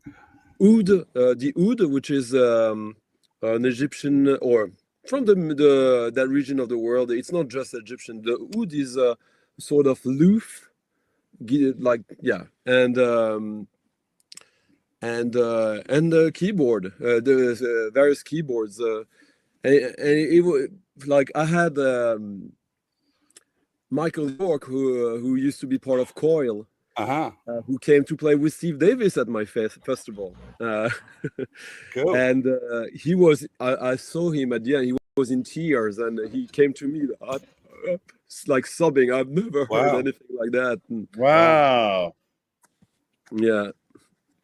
Cool. Have you got a video of that, Stunty? Have you made it? I've got a few clips. I'll put together sort of a mashup of like a few performances to give a clue of how cool it was, because you don't want to. But the 55 minutes in its entirety might be interesting. If people can trance out on the screen. Yeah, but you had to come to the festival. An exclusive experience. I hope I'm gonna do a third edition next year. So. This was the second edition. Yeah. Okay. So we had we're planning. Sorry. From where? No, go. We had artists from Brazil, Mexico, Canada, Uganda, Congo, Kenya, Egypt, Syria, Ukraine, Greece, Indonesia, Australia, France, Portugal, Belgium, the UK, Germany, Austria, Denmark, Norway, and Sweden. And how many artists were there in total? My God, that's like 100 different countries. You just rattled off. We had about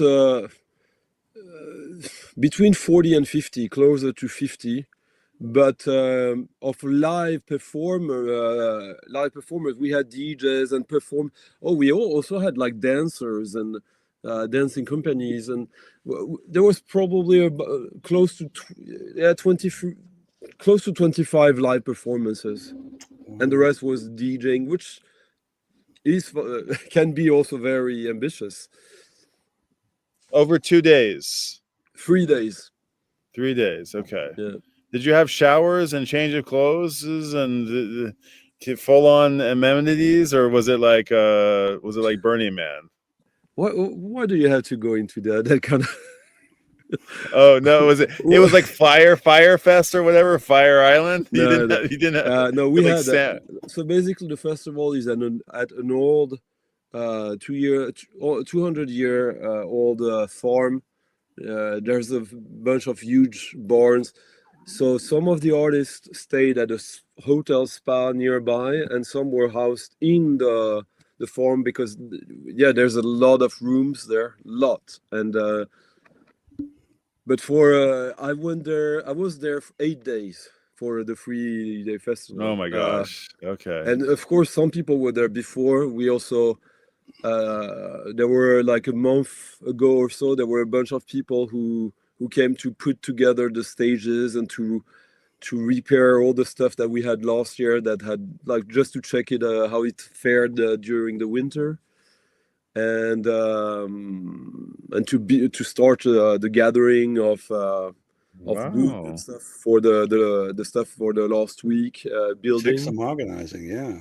Do you ever do that stunty, like you've just had that experience where you've been with God knows how many hundreds of people, and like I was saying, that I kind of like the idea of an extreme lifestyle where you could be lecturing to 50 or 100 people and then be a complete recluse for the rest of the week.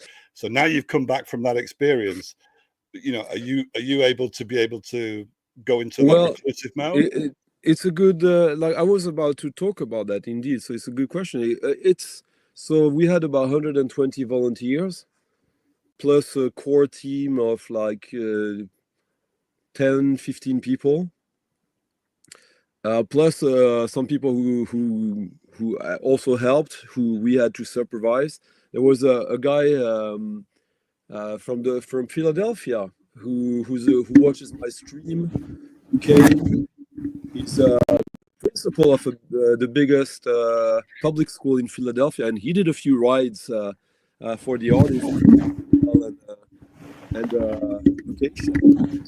like people wanted to help. Basically, if they were here and they would see that there was like so many crises obviously, and yeah. So basically, during the festival, I was supposed to do a 3-hour DJ stream outside where we had the kitchens and the food trucks.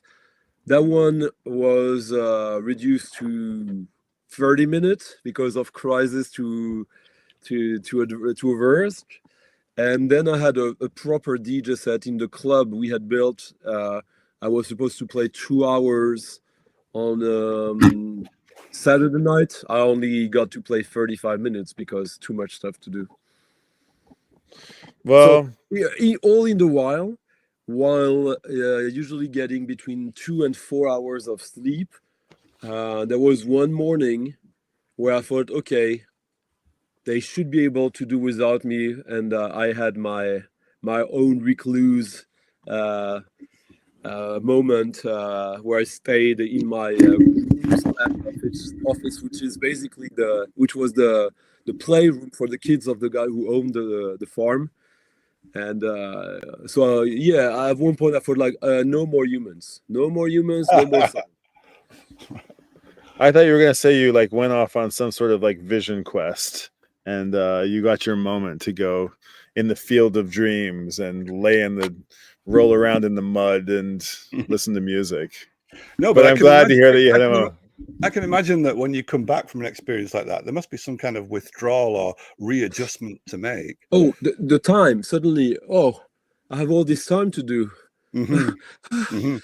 But last year Open-ended, I yeah. was physically broken for like over 2 weeks. This year it's fine. I just have my voice being exactly the same for the past 4 days. I don't know why.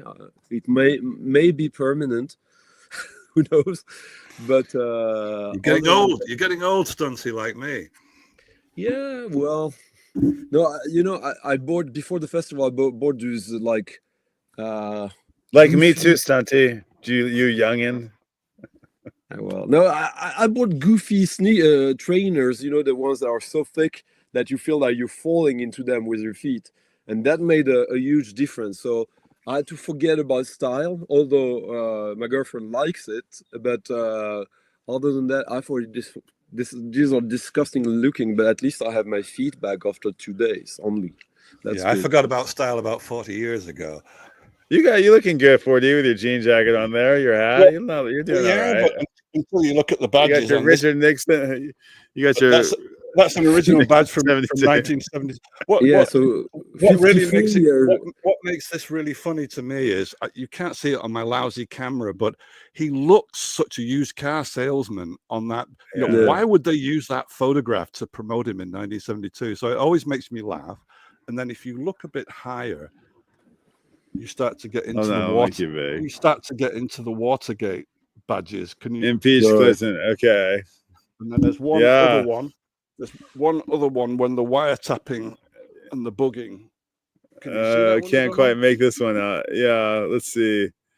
Who is the? Yeah, there he is with his headphones on. Nice. Dick's listeners. There you go. Right. There you go. That's funny. So those are all vintage from about 72, 73. Cool.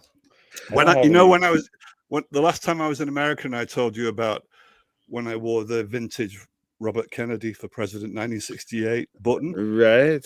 Different Americans were coming up to me, and I started writing down their responses. I did have this badge as well, and one of the girls I was staying with, who was a Republican, said, wear that one sometimes. And I told her, I don't want to get punched on the nose, so no, I'm not going to be wearing this. So I never did wear this in America at the time. Oh, yeah. Okay. I know. I would have gotten. Maybe it would have gotten you punched in the nose. I don't know. It's a tinderbox right now, but yes, I think it's from a fashion standpoint, I think it looks pretty good. Go for it. I agree. It looks good. Let your freak flag fly. Yeah, I just didn't want to get. I felt safer with the RFK badge, perhaps because there's a lot of sympathy around him because he was assassinated. So even some Republicans can sympathize with that. Nobody wants to get shot. So I felt safer then. But to go out with this badge, given his bad history, no, I just didn't want to risk it. And there's another aspect to that, is that by then, you were also like barely 20 years old. So for a young man to have that on him, it's also a different thing. Yes, that's true. And one of the tales I didn't tell when I was telling the different American encounters to the RFK badge was when I was standing on Bleecker Street, and a guy came up to me and started speaking to me, and he was 20 years older than I was, and he knew Franklin Roosevelt Jr., and he was with him when he heard the news that he was assassinated. We were talking about that, and somewhere along the line in that conversation, I'm afraid I dismissed the younger generation, as an old bastard often does. And I said to him, there's no, young people won't relate to this button. They won't have anything to say. And I swear to God, I was in Washington Square Park about 15 minutes later, and there was this student sat on a bench, and I walked past, and he said, "Nice button, man." And it was like a rebuke almost, like, given what I just said on the street corner 15 minutes before. So that kind of taught me a lesson. There you go. Washington Square Park. That's a nice little pocket of the city. That's where my friend, don't write off the young generation is the moral of that story. You can write me off, 4D. I don't know Donald Sutherland's reference. I don't know I don't know. What was it? Whose heroes? Who were the heroes? Though it wasn't Kelly's that heroes. old. Kelly's Heroes. Yeah. Where Donald Sutherland is basically a hippie 8 years before hippie exists. Like Okay. it's that movie is Anachronism, yeah. It's an anachronism. yeah, but it's an Spe- anachronism like that is so weird because like the movie is from 62 if I remember correctly. No, 70. 70. Oh, okay, Yeah. fair enough. But But he it's still, literally is a hippie. Yeah. yeah, it's still an anachronism, and it's odd. I mean, his name his character's name is Oddball, Yeah. and the whole film is very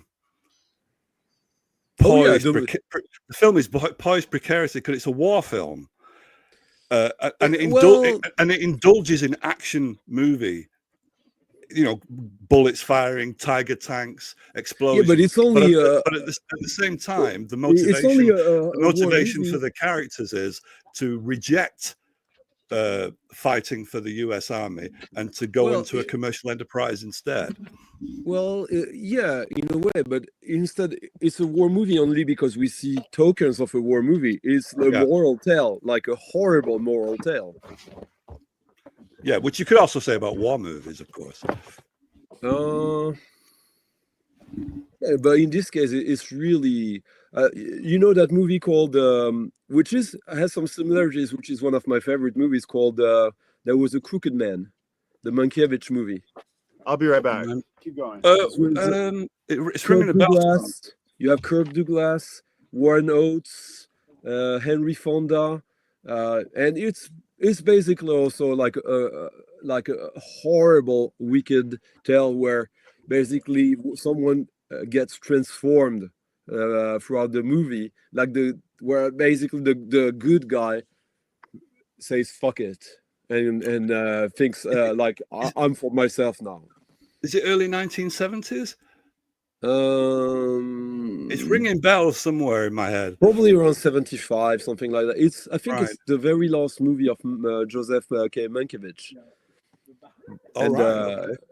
It's absolutely brilliant. It's got like a sort of you know, these structures in movies where the last scene is an echo to the first one, and everything in between was a moral journey for several characters. And Kirk Douglas is, I mean, I have to say, he's probably the biggest actor, Hollywood actor of the 19th century, I would say, the 20th century, I would say. In this movie, he really shows it. I love his performance in Ace in the Hole, the Billy Wilder film.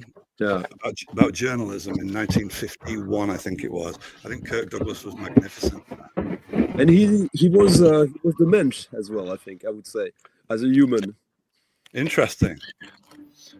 I got another beer, but I did not get socks. And my homie Bryce Suzuki says that you can get some really great, speaking of fashion, stinky hippie fashion, says Zeb here.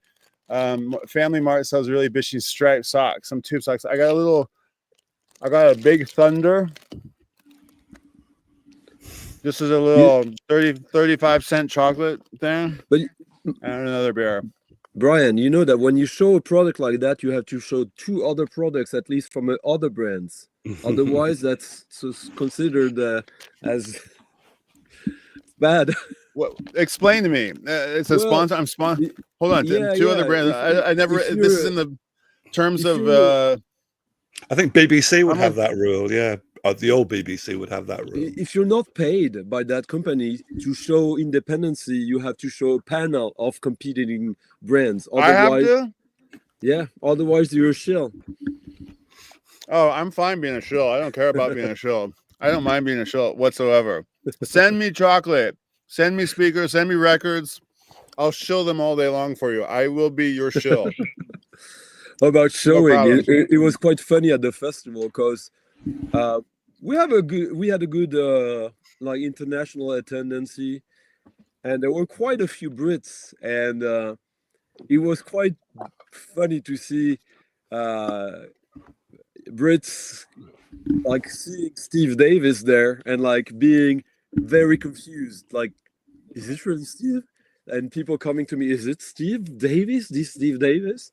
And well, and his reputation, because his reputation used to be, ironically, they used to call him Steve Interesting Davis. So now it turns out he's into quite esoteric music, which is the opposite of the boring stereotype that was imposed on him in the 1980s. Yeah, because you had like a style of play that was very efficient and that got him a lot of titles, but that also was not the most spectacular, or was the opposite of that. Yeah, he didn't take the risks that Hurricane And you Higgins. said interesting, Steve, but you meant boring. Yes, that's what the nickname implies. Yeah. Yeah.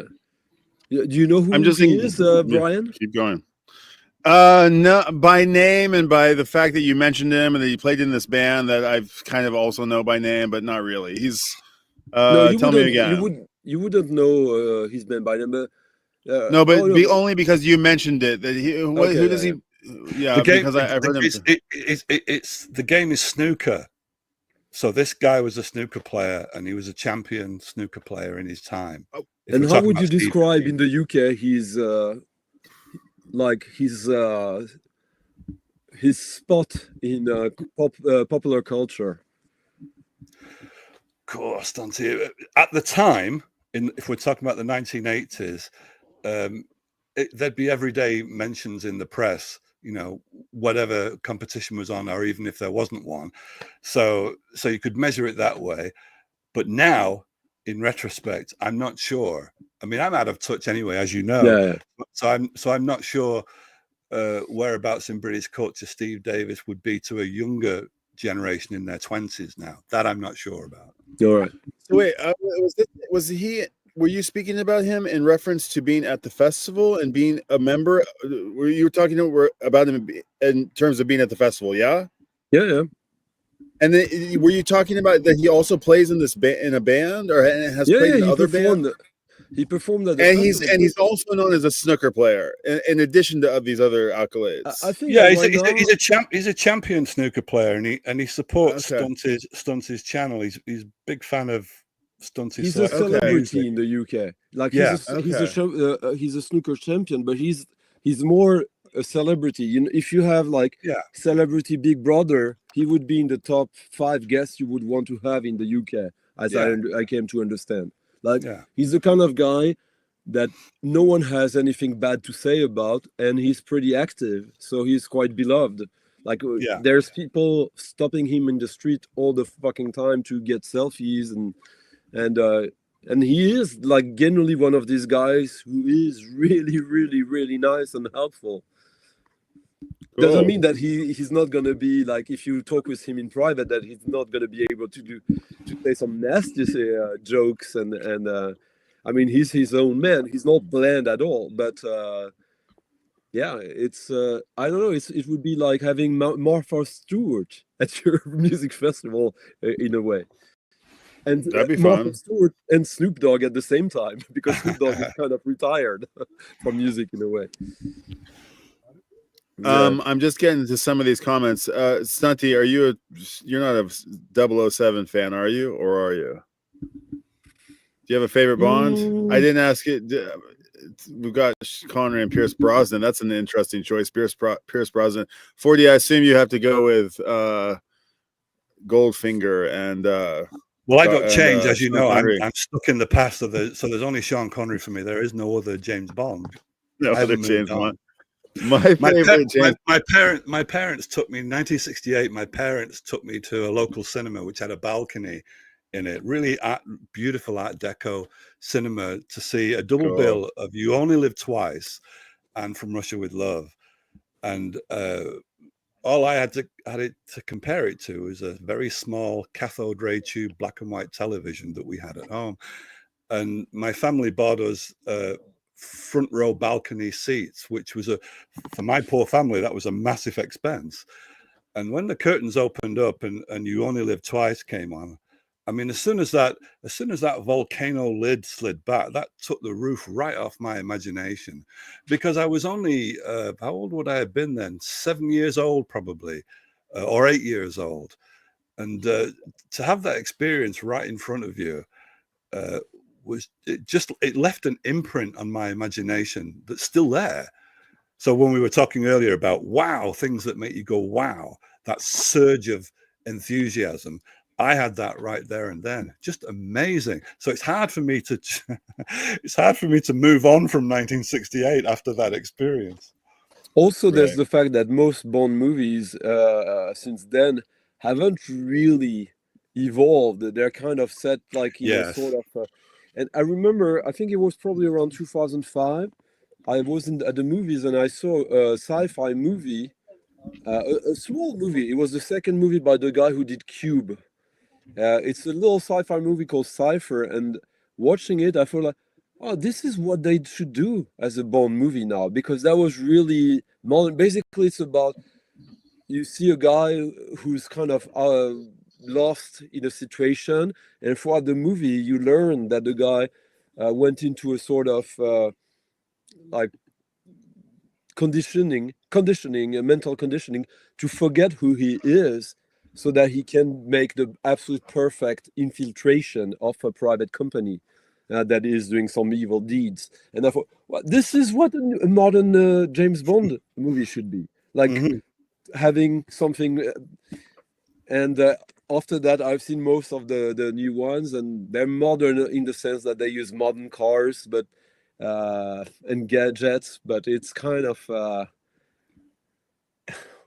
safe because they're playing on the track record of the earlier one, so they're playing safe. Yeah, and like saving the crown. Come on, like is that something that is like the paradigm has shifted a little bit. Let's put it that way. B-Sides made an interesting comment just then that you flashed up in chat. Yeah, about preferring enthusiasm to what's critical, and I can see what's being said there, I think, and to that extent I can agree with it, except that I had a bit of a reputation for being critical in university. You still have. But to me that's driven by enthusiasm. So if I look at a piece of writing that I've done, I'm taking it apart and looking to see what doesn't work and how to improve it to make it better. So that involves a degree of, if you like, destructive or deconstructing criticism. But it's driven by enthusiasm. It's driven by the ideal of this could be better than it is. Even if it's already good, even if it's already enough. Wow, wouldn't it be good if you could just raise the bar a little? So I think with my definition of criticism that works, and I'm not even talking about positive criticism, I'm also talking about negative criticism, is if it's driven by enthusiasm, then it's driven by the best intentions, even when it's negative criticism, because you're looking to improve on something so that it can be even better than what it already is. And I look at my own writing that way, and I guess I look at other people's work the same way, and I'm aware that it can be a fault. So there are peers of mine who disagree with that, and they say no. If somebody's work is bad and good, just encourage the good, and that will transcend everything else. Whereas if you pick on the bad, you'll just bring them down, which is a good argument against criticism. So it depends on what your own judgment is, which way you go. I would say that as someone who has also done both in magazines and stuff like that, now that I see, like, we all got to know each other through the VC, the way I started my channel was exactly a sort of reflection on these ideas. As I'm gonna talk about stuff that is largely considered a little bit difficult, let's start with joy, enthusiasm, or I decided the word I use is joy. Let's, instead of being analytical, which I am at my core, let's start with joy. And then when you have that socle, can you say that in English? Socle, like that ground established, then right. You can start to be negatively critical in doses, because it can be interesting indeed. I totally agree. And sometimes when there's a trend going on that you think is not a productive one or a bad one or whatever, then you will use an example, and it's too bad for the person, the artist, the writer, whatever, who you use that example, but to use this as an example of a trend you're criticizing rather than to make it personal. Right. Yeah, there are ways to do it. I was reading a Cornell Woolrich murder story the other day in the back garden, and he's like 1930s, 40s, 50s murder mystery writer. Rear Window, Hitchcock's Rear Window was based on one of his short stories. And he had, I just can't help it. When I'm reading something, I tend to be rewriting it in my head as I'm reading along. And he had a sentence in there, which I can't remember what it was, but in my head, I rewrote it to, I looked out of place in the mirror. And I thought, wow, I wish you'd have written that instead. I looked out of place in the mirror. I mean, what could that mean? I looked out of place that could be a line in the song. It seems to me. I looked out of place in the mirror. So you rewrote that sentence, or you rewrote that for him? That's my sentence, which is my version of what he did. What was the original sentence? I could find it within 2 minutes. If you were really interested, I'd have to go to another room and find the book again. So it was something to that effect, but it was something to that effect, but it was kind of clunky instead. Okay. And it was first person narration, so it would have worked. And the point I'm making is that Woolrich is a really interesting writer.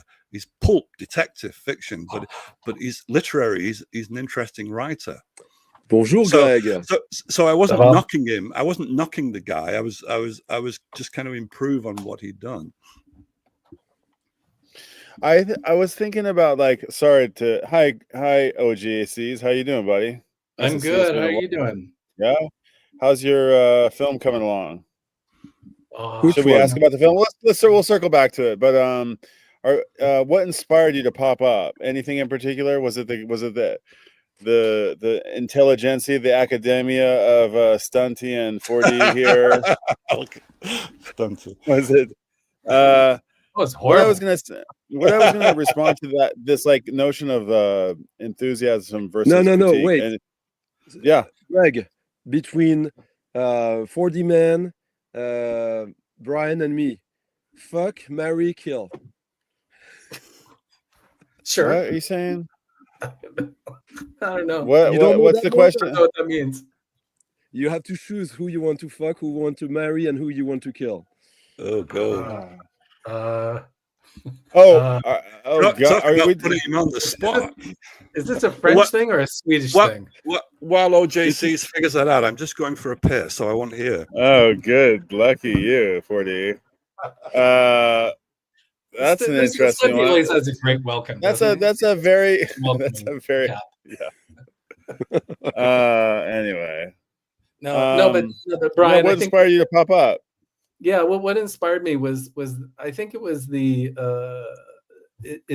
framing of you sitting by the side of the road, and it almost has this kind of CNN kind of reporting, and you're kind of waiting for the wind to start and then the rain, and we're here on the spot reporting live from Family Mart here in Okaya, folks. Exactly. Yes. Yeah, except that you look like you're sitting on an electric wheelchair. Kind of, right? I'm getting ready to play tennis. My friend was on a Wheaties box. She uses a wheelchair, and she got on a Wheaties box. I don't know if she won a gold medal or anything, but I know she was on a Wheaties box, which is a pretty big Is someone on fire there in the UK, or what's going on? Yeah, he doesn't have he didn't get the memo on cancer yet. It's been 70 years, but we need to rearrange these windows. Can I do? Yeah, just to balance these things out. Oh, I'm happy to go. I'm happy to go down here, but yeah, we'll do it like that. Maybe I don't know if 4D will. Maybe he won't like to go there. I was getting high there for a second. Well, I don't care if you have a spot you want to go. You can go anywhere, but just for the balance of the thing.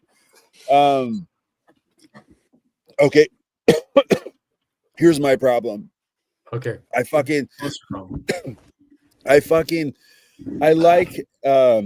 admire going for itness, and if I'm not so ready to critique something, not for the fact that I don't like it, or that I don't think it needs criticism, or that it deserves some criticism, but I want to always applaud the intention behind the thing. And sometimes things don't have to be critically good, or for me to be able to actually genuinely like them. And for people to say like, how could you possibly like that? Well, the guy he made it, didn't he? He stuck his neck out, and actually something was done here. And action was taken. I was like your attitude, or... Ryan. I like your attitude, and I wouldn't change a thing about it. It's not my way, but I like your way of looking at things. And if it was just the same way as me, then I wouldn't learn anything different. So precisely because you're coming at it from a different angle, it gives me a different perspective on things. And when you come at me with your angle, it gives me a different perspective too. So that's when you the need other to thing go and lie down. Two quick thoughts first about what you just said, Brian. First, you have no idea the amount of time Jose calls me with great pride about the turd he just created. So not everything that someone made needs to be lauded. And to 40 man's point, the way he described it, that he got creative through being critical while reading something, I have the same experience, but from the joy perspective. I remember being at a gig, the one gig I saw of Coil in Canberra since 2003. And that's the only time they played a song where he was singing a verse that I thought was an extremely fun and beautiful pun, Marlin Moon Road. And I thought to myself, oh, I wish I came up with that myself. And years later, when they actually released the performance, I realized that because of my foreign English and faulty understanding of the language, it was the Marley Bone Road. So I came up with it thanks to them. So it became a joyful creation that I can claim ownership after that. And now I use that for a title of a song I made, obviously. Oh, there you go. So the original sentence from Cornell Woolrich was, I looked out of place here, even in a mirror. So I looked out of place here, comma, even in a mirror.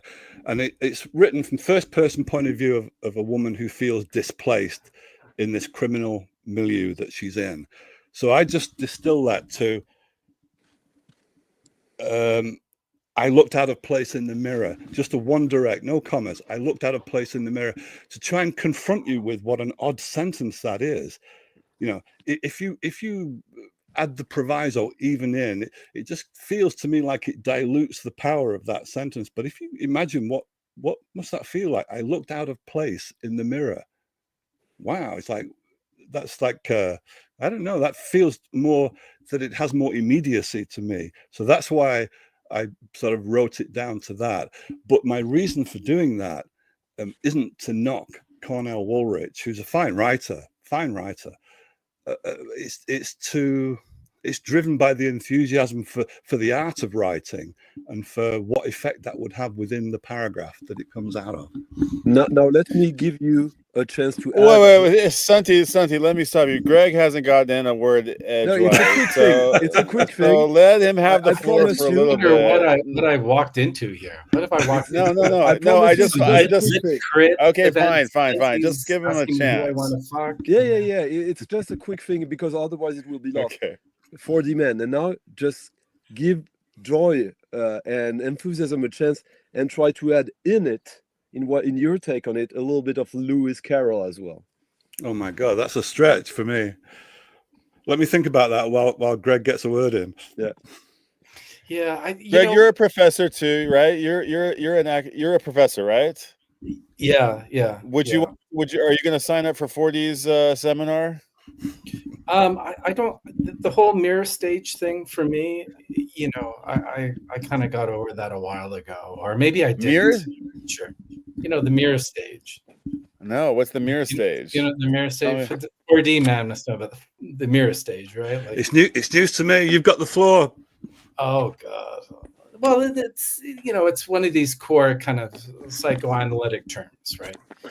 That when you're a child, you recognize yourself, you become a subject and conscious when you see yourself in the mirror and you recognize yourself. Hence, the subject is born. So there's a lot of pontifications about the role of mirrors in cultural and critical theory. There is, but it's thousands of years older than psychoanalysis. There's a form of meditation called mirror gazing, where you stare at the mirror and the faces, your social faces, fall away in the search for your original face. So it's actually more profound than psychoanalysis. And Brian, in Shintoism, what's the role of the mirror in the Shinto shrines? It's very different from the Lacanian French tradition, right? Do you know what it is? Yeah, I guess I didn't live stream this today, but I recorded a video about the mirror today. Actually, if the center focus of every Japanese Shinto shrine is not a crucifix, it's not a Buddha, it's a mirror. And the mirror actually is an actual artifact, and it was what led Amaterasu Omikami out of the cave. It's what led. The sun goddess saw her face for the first time and was so transfixed by her own brilliance and beauty that she was stunned, and so that the other gods could drag her out of the cave where she was protesting when the world fell into darkness. So they used a mirror to lure her out of the cave, and it's this very mirror that is at the center of the adoration of every Japanese shrine. Interestingly, Japanese people have no idea. If you ask them what's the centerpiece at the shrine, they say, I don't know, sake, and they're like, no, rice. I don't know. Nobody knows, but it is an actual mirror. And the mirror that allegedly led Amaterasu Omikami out of her cave is the highest. You can go there. It's an actual thing that they move around Japan, so they say. And she is the genesis of the emperor lineage. She the great grandmother of the emperor. See, I thought it had something more to do with the repositioning the gaze on the worshiper as opposed to a deity. Right. Well, every time I go to a Shinto shrine, and somebody sort of cracked this open for me, is that they said to me, I haven't studied that much about it. I just know that little anecdote about the history of it. But a monk told me that when she goes to the shrine, she doesn't beg for goodness, but beg for anything. She declares to the gods in the mirror that she will manifest whatever it is she's coming to, basically what we would otherwise be begging from a deity for. She's actually declaring it to herself that she has the intention to manifest it. I'm not sure if that's where you're going, but no, absolutely it was. Yeah. Okay, all right. So I'm not completely, And there's a social aspect to mirroring, which I don't know how. I think I'm ambivalent about this, but that where you get some sense of your identity from the responses you get from other people, so that in that respect, we act as each other's mirrors socially. The reason I'm a little bit iffy about that is because I'm iffy about conformism, and it can lead in that direction. But social mirroring is a real thing. Yeah, mimicry, right? Yeah. My mum used to have that sort of personality. My mum, if you believe in astrology, it would be because she's a Gemini, but she would be whoever you wanted her to be. She would present that face. And that tends not to be me. Is that why everyone is buying that Bruce Springsteen box set?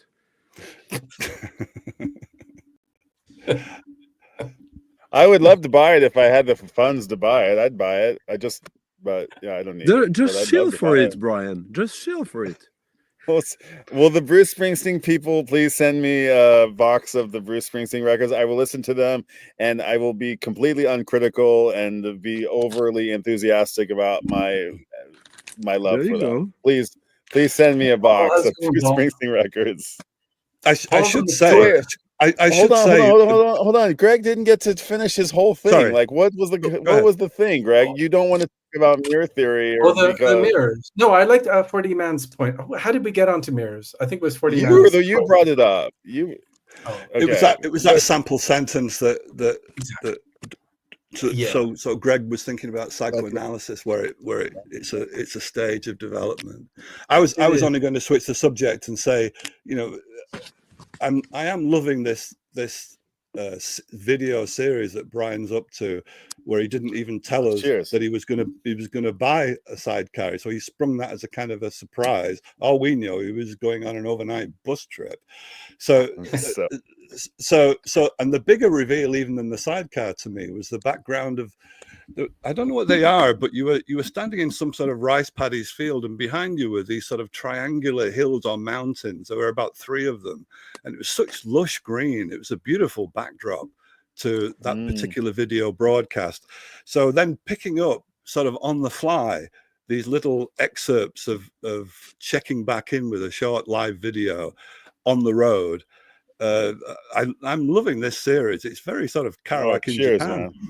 Wait for the reveal that he actually got kicked out of the house by his wife. We're going to see images of all his clothes piled up on the side of the road. And his records, you know. Well, Brian, there must be some. Is there some sort of sense of feeling that for 4 days you feel a little bit of memory for when you were a single man? Now you're out on the road on a motorbike. I'm not asking you to disown the family. You understand? No. But I mean, aren't we all? We're all alone in the end, right? It's just us. Yeah. So I have my posse, and they're my posse, and I don't need to declare how much I love them and how important, paramount they are to everything in my life. But in the end, my mother said, you get them for a spell. That's all you do. You get there. I mean, look at me. I'm a million miles away from my family, and my mom, bless her heart, she in a fit of fury one time, not that long ago, and I only share this because it's a vulnerable moment, and she didn't really mean it, but she just blurted out what she had been harboring for a really long time, which was just something to the effect that, like, my life changed. Like you derailed my whole idea. I won't even put. Yeah, she said, like, this wasn't the life that I wanted. Not like it's not the life that I wanted for you. It wasn't the life that I wanted for me. To have kids, only to have them, go a gajillion miles away. And bless her heart, because all that emotional investment, all her life, half her life that she invests, just disappear, right? Bless her, and probably not coming back. So it's not lost on me. And her dad, it's done at every other generation, essentially, as far as we go back. So yes, it's not that I'm like already thinking about the day that what do they call it? What do they call it when you're a nester? You're a divorced? An early a single nester, an early nester. Somebody help me out here. Home nester. No, it's when your kids leave and you're just there with your prefecture police. No, but there's gonna come a day, and it's only like 4 or 5 years away. It's not that far away, where my kids are gonna be off to school, and I mean, it's already to the point where they're like, they go to the places by themselves. They're going to go to America this year by themselves. Freedom. I think it's profound what your mum said, because I'm not a parent, but I imagine that some parents would invest their whole. If you're a mom, then that's who you are. That's your identity. And it's kind of an interdependent identity, because if you're a mother, it only exists because you have a child. So then when that child becomes a man and he swans off to Japan, he's self-sufficient, where does that leave her identity? Yeah. It's kind of a grander version of, like, if you're a working man and you're made redundant from some job, some guys can feel disinvested of an identity because they invested so much in whatever the role was that they did. So maybe it's a cautionary tale of either not putting your eggs in one basket just strategically, or else perhaps philosophically it's true that we're not just that one thing, that if you peel the layer back, there's something else. And somehow I've got a feeling that relates to what you just said, Brian, of we all die alone. that even in the word alone, you could peel back some of the layers about the roles that we have, and that there's something behind it. And maybe that ties in with the ancient mirror gazing meditation, where you're looking for your original face. Maybe her original face isn't the mom. There's one thing though, is that like a mother sacrifices a lot in order to be able to nanny her grandkids. That's what they want. And we are all men here. We're all men. So we have the Oedipus. We have to kill the father. So it's a completely different dynamic. Exactly what I was trying to avoid. I don't think I've told anyone this story before, but I was actually I guess what the Americans would call a dorm parent. Has anyone heard that expression? A dormitory parent, which is this is when I was a graduate student in Massachusetts, and my partner at the time and I had an apartment on the university campus. It was not at my university; it was a local college, and it was actually an all women's college. And so we had an apartment in an apartment block full of undergraduate students. And so part of what you do, of course, it's the orientation, everyone arrives, is the move-in day, and you're there to kind of welcome everyone. So that was the first experience I've had. This is probably a very unique experience, right? Where you see exactly what we're talking about, parents showing up and kind of letting go of their children, right? Like over and over and over again. For like 3 days you're there, and you see people's expressions and the emotions and the hugging and the tears, or not, or the kind of the cold shoulder, and you just see it all for 3 days. And I have to say, at the end of 3 days I was just emotionally exhausted, right? Because everyone is just so upset and excited, and the emotions are just full on, right? It also relates to life. I find life's hardest lesson, which is letting go. So like Brian's mum had to some degree let go of Brian so he could do his Japanese thing, but we have to let go of all kinds of things, including stages of life, in my case including my hair in my 20s, and or maybe a girlfriend dumps me and I have to let go of that attachment. All the different things that we have to let go of, ultimately including life itself. So that's kind of tied into what a parent must feel when the son or daughter graduates, marries, moves house, moves country. Yeah, I mean, my father, I remember like the day I left home. I like packed up a van and like left home, and like I left him like on the front lawn, like waving goodbye to me. And he was just so broken. He was so, he's so broke. It was so, I knew he didn't and I was like just kind of squealing out of there, because I mean, it wasn't that they were. Hold on, suckers! I was just like, I was just so happy to like be off on my own. It had nothing to do with them. It just had to do with me being getting. Oh, this is my life now. And but then another one of these moments is when I didn't plan to come to live in Japan forever. I planned to come here for a 3-month tour that became a 6-month tour that became a year-long tour that became a 20-year-long thing. And when I called my folks, I said, okay, I'm just letting you know I'm off to Asia for maybe half a year, and I'm in San Francisco right now. And my dad said, "You're never coming back, are you?" And I said, "I'm coming back." And he said, "You're never coming back." And he just knew. He just like knew. So You're the one who didn't know you were gonna get a terminal. No, I knew.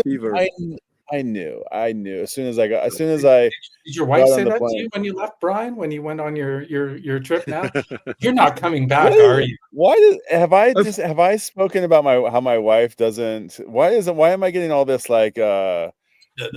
Is it maybe, as I said, somebody asked me about the sidecar. What does your wife think about the sidecar? I'm like, does any wife has ever in the history of sidecars has ever a wife loved a sidecar? I don't think.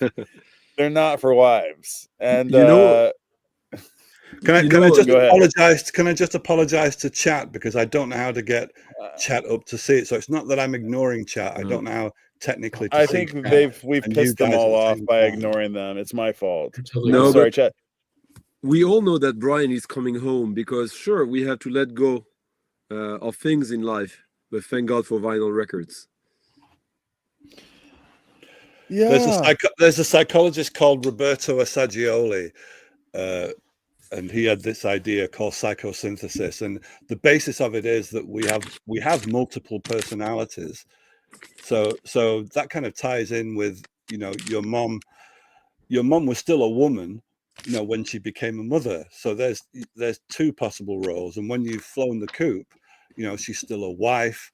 And also in bringing in the earlier identities that we had. Well, she also didn't she diversified. She's got 4 other kids, so I don't feel that. Wasn't she a ballet dancer teacher at one time? You said. Yeah, good on you, 4D. Well done. Yeah. You remember that. That's true. There you go. Yeah, well done. Okay, so there's some choreographic side to her personality, which is a different way of thinking, a kinesthetic way of thinking that she will have and still have, even when she retires from that role, which those people who are made redundant from jobs and feel useless and vacuous, you know, maybe psychologists like Roberto Assagioli, with the idea that we have multiple personalities, maybe that would be useful for them, that they haven't lost everything because they've lost economically, they may have, but psychologically, it's unwise to put all your eggs in one basket, because there isn't just one basket in that sense. That sounds like a cynic. I like that. You just need to kind of cycle around to the persona that befits the moment then. Yes. Assagioli said Assagioli said that there's a center of gravity, but that those multiple identities are in orbit, if you like. So I guess that would separate it from multiple personality disorder when it's pathologized, that there's a locus of gravity, so to speak, that keeps all those different identities in orbit. Yeah, that's why I use the word persona, not personality. Yeah, that's a better word for it. Yeah. I would say though that in the case of an artist, if you don't give it all, if you don't stop having B plans, you're not gonna make it. Yeah. But and even that ties in, I think, to enthusiasm. There's an overlap between enthusiasm and obsession, and the reason why that's important is, I notice this amongst writers. If writers take on board criticism, and what they end up doing is defending their ego. So they're defending the way they've written something, but not because the way they've written something is the best that it can be, but because they've written it, and so they get defensive because of the ego, which is understandable. It's a human thing to do, but in the concept of artists that Stunty is using it in, where you prioritize the art above everything else, you prioritize it above your ego too. So that if somebody makes an offering which corrects what you've written, so implicitly it's saying you're wrong, this is the way to do it, the best attitude to have is to accept that gratefully if it makes the piece work better. But in order to do that, you have to prioritize the art over your ego. It's not that you don't have one, but it's just that if you can transcend your ego through your artistry, then your art will be better. But I think when you also say, in my experience, yeah, absolutely, I've experienced that. But I've experienced that personally. I'm sure we all have, right? But I think there's also the case where you receive some criticism, and that criticism is full of ego. And the criticism is the content of the criticism is, 4D man, you're not OJ sees all and tells all, right? You're not doing what I would do. You're not being. Do you know what I mean? And so it is no criticism. It is just it's ego feedback, right? And I find and sometimes sour grapes, because somebody's done something that somebody wishes they had. So the criticism can come from sour grapes as well. Maybe. Yeah. Plus, another way to accept criticism is that if somebody usually it's a two-part thing. Somebody criticizes what you've done and then offers a solution, and it could be that the criticism is really useful if you uncouple it from the remedy that they're recommending. So you may not agree with how they would fix it, but because they've criticized something that you can now identify as a weakness, it spurs you on to think of a better solution. So the criticism is useful there if you uncouple it from their rather controlling remedy. As long as the solutions that are being offered are not ego-driven solutions, right? That are obviously defined by a particular paradigm that's attached to that person. Right? Sure. But so if the solution is rubbish, which often happens, then it should be possible to uncouple that from the criticism, which might be useful, and then just take on the criticism and then find a way around it. But it's often not that black. It's often not that black and white, because it's often the solution offered is just inappropriate because the person who offers it doesn't know all the data that is your source for what you're doing. At the end of the festival, I had an artist who I really value and trust and appreciate, who told me how I should do the festival, and he was very adamant about a few changes, and I had to tell him, well, but the thing is though that like I want to do this festival for older people as well. My goal is for someone who's not necessarily that deep into music to be exposed to something quite alien to him or her, and appreciate that, then exposed to something very different, also alien to that person, and realize that they like it, and then, oh, I can like this thing and this thing who are completely separate. So what was the response to that criticism? What, or you're giving your... It was just that like, so basically I had to explain to that person that my goal with the festival and the way I do it is more to empower people than to make it financially successful. And I hope that by virtue, but with this in mind, this paradigm that I'm trying to find solutions to elevate that problematic, to make people more happy by being more knowledgeable, open, by allowing themselves to be more open, forcing this into them. And sure, that's not the easiest road, and he was totally right. And he said, yeah, but I still think you should do that because it would be easier for you and more sustainable. He doesn't know how hard I want it to be. So his criticism was interesting. It was an interesting perspective, but it was completely disconnected from the actual objective that I have, that I don't need to advertise to everyone. So, Stunty, is sustainability not an issue at all for you, though? No, it is, but I just know that it's harder to achieve a sustainability that way.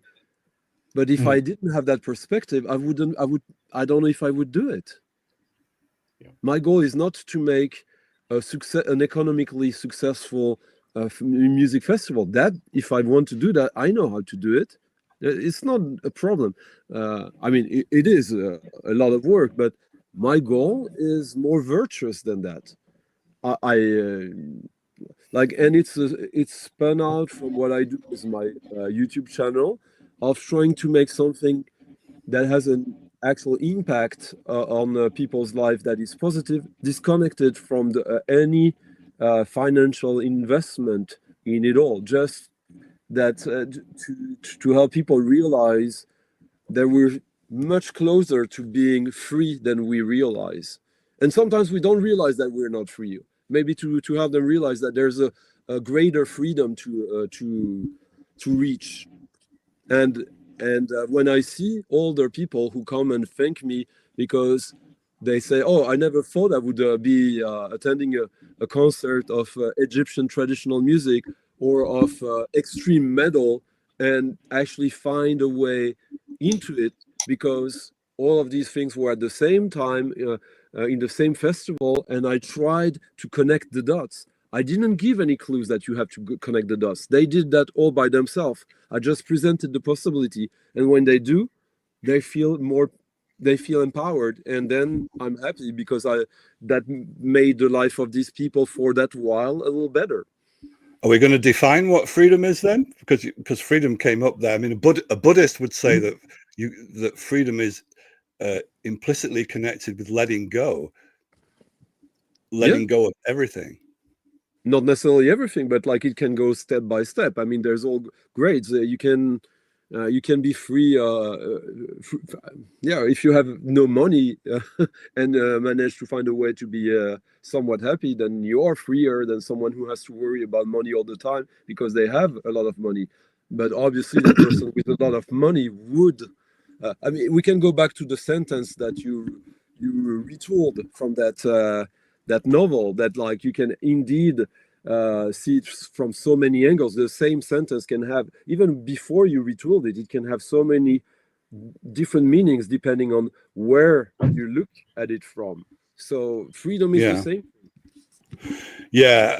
I'm not sure, because even entering the economic system, and rich people tend to say that there are quite a few traps entailed with having a lot of money, so that somehow you're not free despite having all that money. So you get all that money in order to be free from worries of poverty, and then you have other worries which are outside my academic knowledge, to do with economics, so that the solution to how to be free isn't necessarily indexed to how much money you have. And the Buddhist solution to that, not that I am one, was to get out the begging bowl, leave house and home behind, so that you're kind of a nomadic. So you've let go of the home, you've let go of a method of earning other than relying on people's charitable donations in a begging bowl.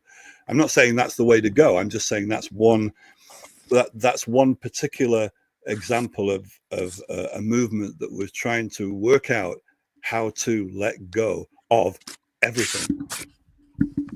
I work in the context where a lot of people, too many people, make great ideas shittier, basically.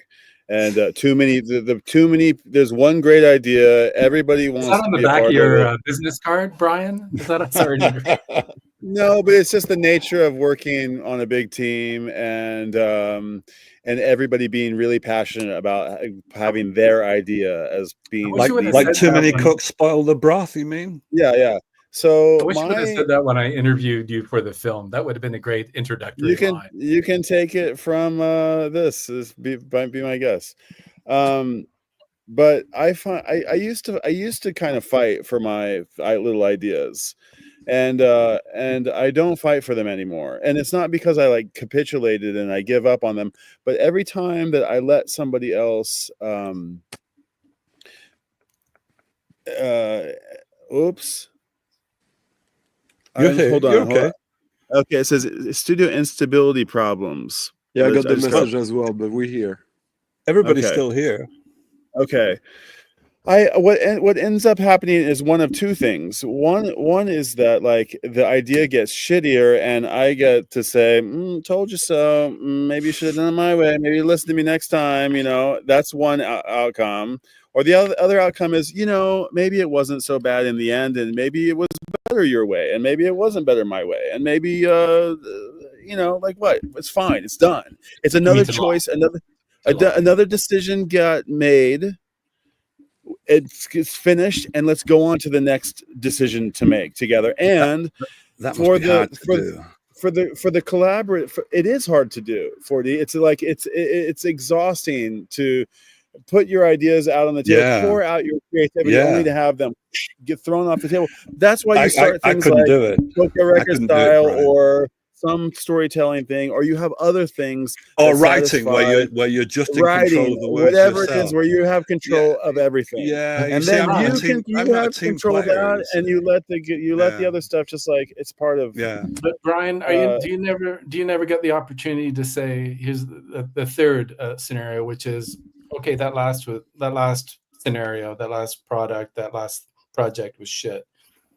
How about you and I called it before it turned into shit. How about this time you let me have a go? Let me head this one up. And I'd rather maybe it's a cop out to say that I don't even want it, because suddenly then I'm accountable, right? I'm accountable for when it does go sideways. And if somebody else's shitty input is making it shitty, then look, I can't be helped. Like, I did my best. So, all the projects that I'm doing, like I know that somebody once told me, like, you're like a fire hose, Brian, that needs to be pointed in. You need somebody to get you pointed in the right direction. And I know that in my case, I like to collaborate. I like to be part of a team, and I've accepted the fact that to be part of a team, you have to compromise constantly, and you have to like really compromise. And this thing that Stunty said, or just as an example, like where somebody's like, you should do it like this way. I have this thing that I do. I try to be wrong all the time. I like being wrong. I like being right too, and I'll die on lots of hills, and I'll make an ass out of myself being right when I'm really wrong. But I actually understand the power of letting somebody else be right, and I'll even like lie. I'll even say that no, I didn't say that when I actually did, just so they can. I'll apologize to somebody who owes me an apology. I'll apologize to them and say, I think I started it, and so maybe I'm the one that owes you an apology. But Brian, because I don't think you're talking about collaboration, though. That's not collaboration. Collaboration, well, all right, maybe this is my perspective. Topic. Yeah, go ahead. My perspective is that it ceases to be collaboration when someone says this is the right way, or there is a way that has become the right way. Right. Or ultimately you feel that the project itself is so compromised. It's like the battle versus the war, the battle versus the war. Some things are collaborative, and then the relationship that you have is the collaborative thing. And it's the little project one by one that, yes, they often cease to become collaborations, but it's through the act of doing many of them over and over and over and over again that you build that symbiotic thing where you basically can finish each other's sentences and make decisions for somebody and be like, no, he wouldn't like that, or she wouldn't go this way, or that's going to cause problems down the line. You're thinking about all the pieces that fit together. And it sounds like a team like that, like you're talking about at work, Brian, would need a really good facilitator in order to make space for people's contributions. So maybe your way of saying that sometimes you'll apologize or yield ground or give them the benefit of the doubt or say that you're wrong when you're not sure that you are is just your way of making space for the other person, which is quite an art, because we were speaking about that, or we were writing about it in comments the other day about the art of making space and what that space is for and how you would do it. Making space in writing, making space in videos, making space in teamwork at the place where you work. That's quite an art. And I guess people have different ways of making space. Yeah. But what were you getting at, Greg? But there's making space where you're accommodating, right? Like my experience has been more, I'm not saying that my experience actually is all that different from what how you're explaining yours, Brian. But my strategy has been making a space where I feel like something can grow, or at least there's a recognition that the work, if we can call it that, that's being done or being valorized in that space is open, is welcoming, has a certain set of values around it. Do you know what I mean? Is cool, is good, is productive, however you want to characterize it, is you create a space, right? This is what I've done in one of my milieus, right? And I create a space, and then I recognize other people and I kind of welcome them in, and then they welcome in other people. Yet at the same time, you're dealing with all these other, for me, institutional constraints and pressures. And yeah, sure, you accommodate, you nod, you say absolutely, you chip in for some bullshit thing that turns into a big turd. But yet at the same time, for me, I have to have that other space where some cool collaborations, some stuff that I want to do, some stuff that a group of us want to do, or one piece of the puzzle that contributes to a larger institution can maybe flourish, can start, right? Because without that, I would have been at the bar every night, just like, you know what I mean? Or telling people fuck off every day. I think in a perfect world, I want to make that environment, and I make that environment in all projects that I do that aren't my bread and butter. And in the one that is my bread and butter, the way that it goes is people get railroaded every day, and that is why the work is so successful. I hate to say it, but it's people getting trampled all over, and that's who rises to the top. It's the tramplers. Wow. And I'm it's that's what I've seen from my experience, and it's hard not to admire them, because But you just no, don't have the balls. I don't have the balls. I don't have the character to like railroad people. Like, I guess you don't either, Greg, because what you just described is exactly how I would run something, but I don't run my own thing, which is why Brian, I think that's you the thing. railroad people Wait. with love. You know what I railroad people with? This fucking shit is good. This is good work. Yes, This is good work. I like to you can 40 turn cents. around and say whatever you like, but there's enough people, I think, in my world who are like, that was a cool project. Do you know what I mean? You just like put out like the elephant in the room. We just talked about all these various approach of it, while we have zero idea of what's the hierarchical structure of Brian's work already. Maybe he doesn't have a say in the final decision, anyways. So it's I'm thinking about it in the sense that, like, I just did this festival. I was doing. We were a team of 3. I was the one curating it. Of course, everyone has an idea about what I should curate, but we established from the get-go that if we want to have something cohesive, it has to be vertical in the way we decide what's going on. Otherwise, it's just going to be a mishmash of like what Brian was saying, that everyone wants to have their say, and it become a diluted thing that doesn't really have any structure and any direction. My direction might suck, but at least it's one that exists. And sometimes that's what you need. Sometimes, like, the nature of collaborative work is something completely different. Like, as Greg was saying, when you collaborate, you establish a set of rules where everyone has their say, and you establish also a protocol of how a decision is being taken before we move on to the next stage. No, I wasn't saying that necessarily, Stunty. I don't think everyone should have their say. I think everyone should contribute in the way that they want to contribute. That they're but if it's a collaboration, it's not a collaboration if someone, I mean, of course, yeah, there are layers, but like, if you want it to be a collaboration, well, everyone needs to feel that they had imagine if you have your name on something and you feel you had no say in it, that it happened despite you. Or if you had something out there that was that you had everything to do with, and your name wasn't on it. Yeah. Yeah. What was I gonna say? Greg comes from this at the a movie credits. When you hang on 1 second, I'll be back in a second. Okay, that's fine. I'll just go off on it. But when Greg was making his movie,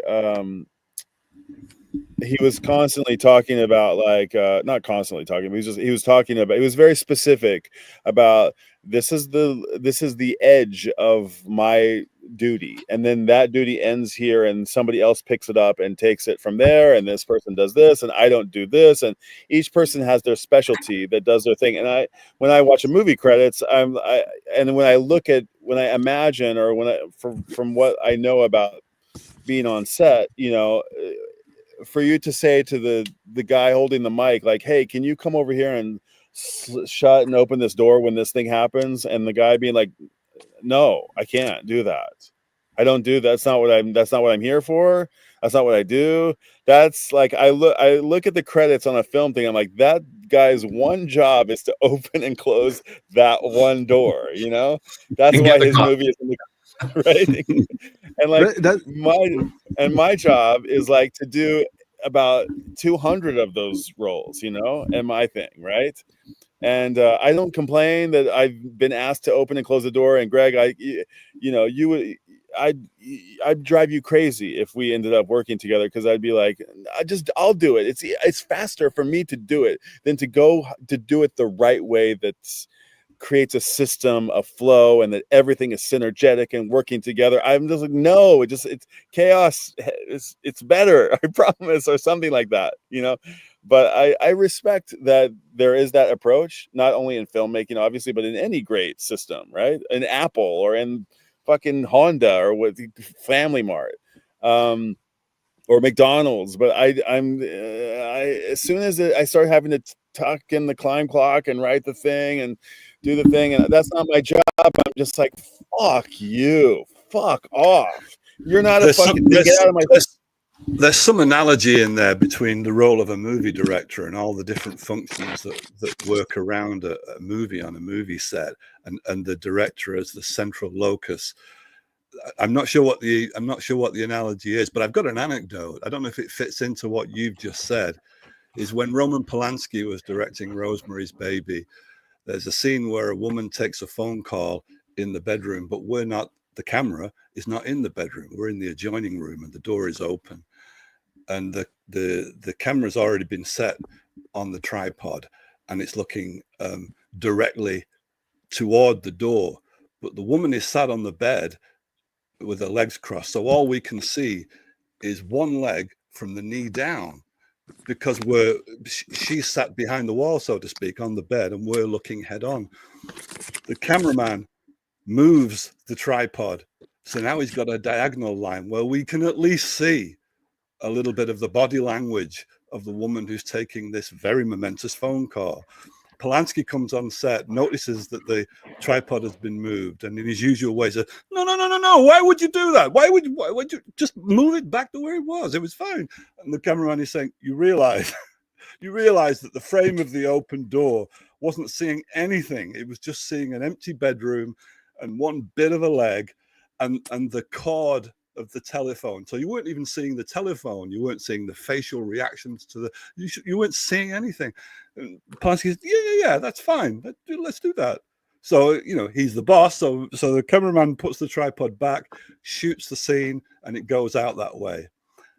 Come the premiere, the cinematographer takes his wife to the premiere and he's sat at the back and he's noticing, all the people watching. And when that scene comes up, he notices about 500 heads go. Oh, looking around trying to look around the door, which shows how actively engaged they were by what wasn't shown. And then it lit. So the cinematographer undoubtedly knows more than Polanski does about lighting and things like that. And yet he's the guy with this central vision that needs to organize all these different roles, rather like psychosynthesis in macrocosm, where there's an organizing locus in the middle and all these satellite roles around it. The director would seem to be that person. There's another. Go for it. Well, yeah. Sorry. There's also just a quick other dimension, like for Greg's example. So the credit is where all the people who have worked on who have collaborated on the movie are, and yet I'm sure. Yes and no. Yeah, well, that's the thing, exactly. I'm sure I'm not the only one. I'm not in the movie, and yet I had long discussions with Greg. In my movie? Yeah, I'm not in it. You'll be in the credits. Okay, so there you. I don't necessarily want to be, but the thing is that there are a whole lot of people who could be considered that they were part of a collaboration, and because of the way. Stanley, I would say absolutely. You were part of. You were a collaborator in the film in one sense, right? Yeah, in the sense that 40 Man was just talking about the centrality of the director, which I don't necessarily disagree with. But at the same time, the director is always influenced by many actors, many individuals, both on screen, behind the screen, or who have nothing apparently nothing to do with the film, or in some cases have said, I don't want to have anything to do with this film.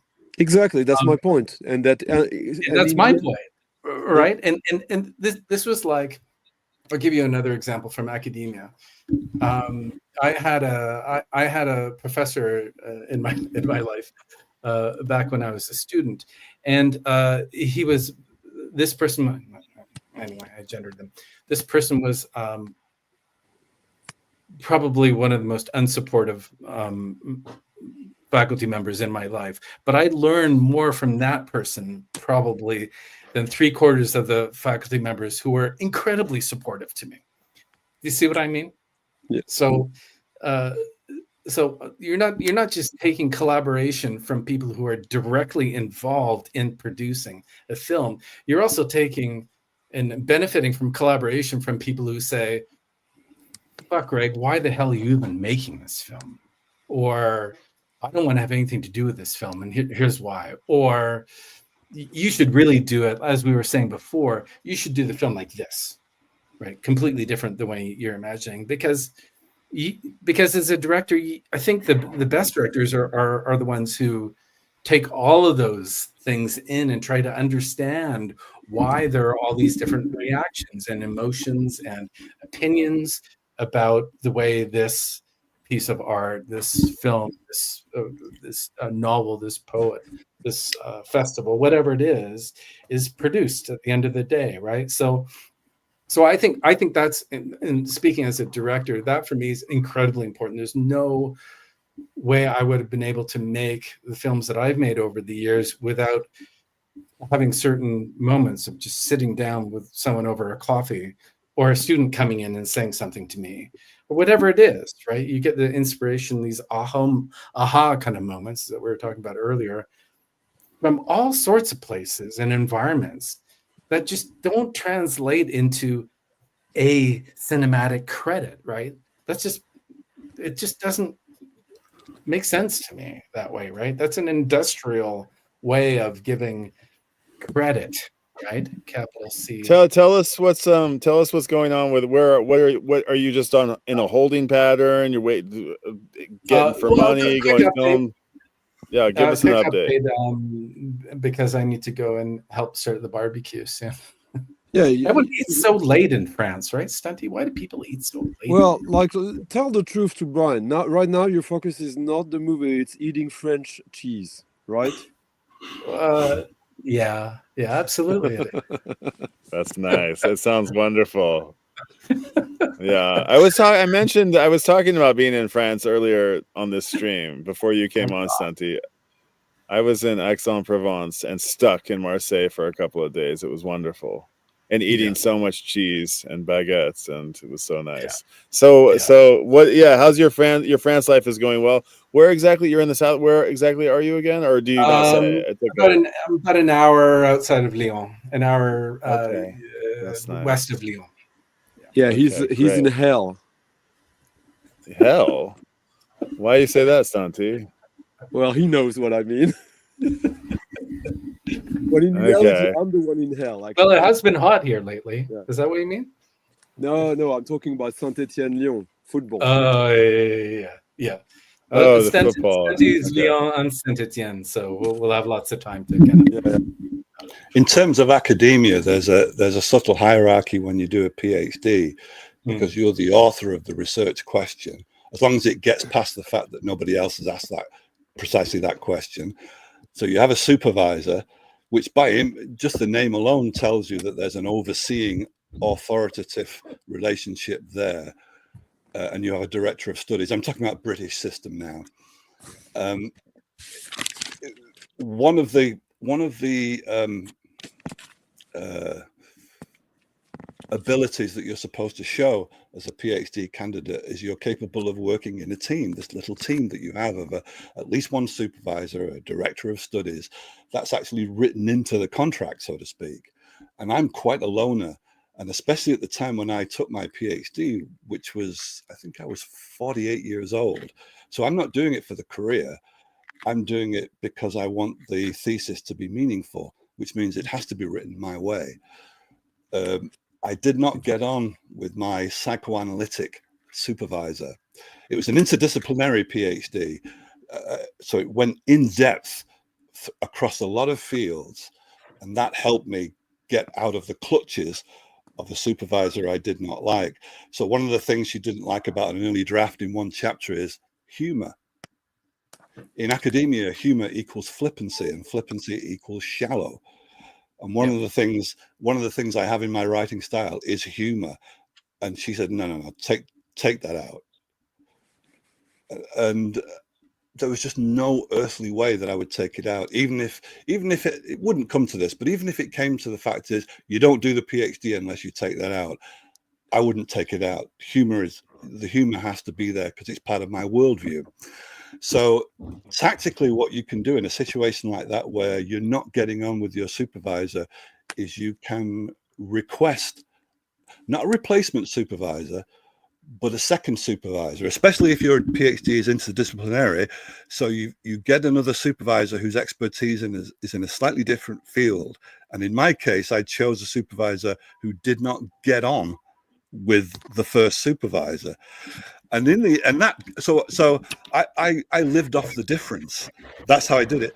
The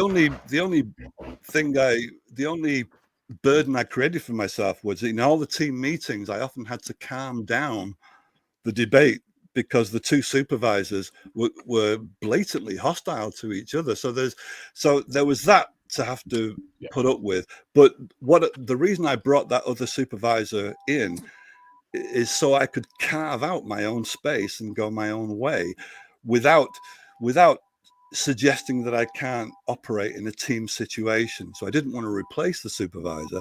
I just wanted to displace slightly the supervisor by bringing in another one. You could also have tickled her into submission. You're joking. This supervisor, you've got to be joking. Academics don't. Craig, did we eat up your barbecue time? Did we eat up your barbecue time, or do you still have time to give us an update? Or go next one. Time. See you. Yeah, quick one. Yeah. No, I've got a new editor, and she's wonderful. She's really not that my first editor. My first editor, I knew her very well, and I knew her style, and I felt comfortable with her. But she had to leave the project early for a bunch of reasons. And so I had to find a new editor, and I took my time finding a new editor. That's why it's been dragging on a bit longer. But she fresh pair of eyes to the project, so injected some other perspectives into it as well. So Orson Welles said that's where filmmaking happens, in the editing room. Absolutely, it does. Yeah, that's 100% true in my experience. So I should be getting a full cut of the film any day now, excited. I've got a guy who's scoring the music.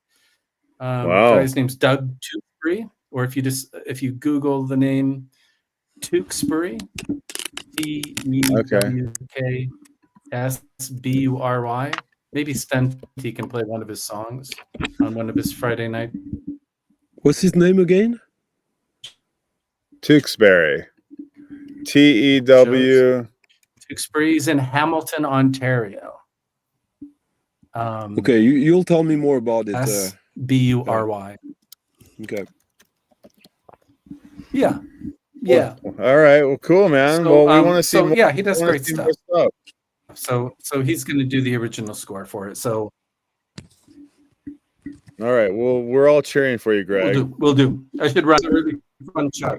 Hey! Let's look. Hold on. Am I okay? Am I clipping?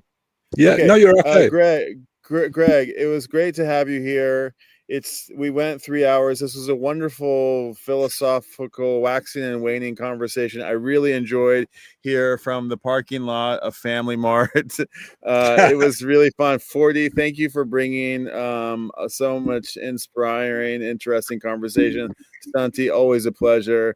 Thanks for hanging out, guys. You guys made my night really fun and special. So thank you. And let's where do it again sometime. Where are you gonna sleep, man? Where are you? Maybe right here. Maybe I'm just gonna go to sleep right here. I think if I just do this a little bit right, I'll probably be fine right here. Nobody's gonna complain. Will you be able to sleep that way? I don't know. We'll see.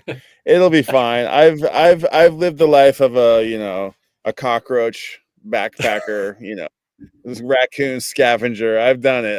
It's possible. I'll survive. All right. We'll see you guys on the next stream, everybody. Yeah, more reporting from me tomorrow. And yeah, so look out for some live streams. Thanks for being here, everybody. Keep them coming. It's a great series. Cheers, 40. Cheers. Thanks for coming up, guys. See you all in the next one. Oisu minasai, everybody. See ya. Bye.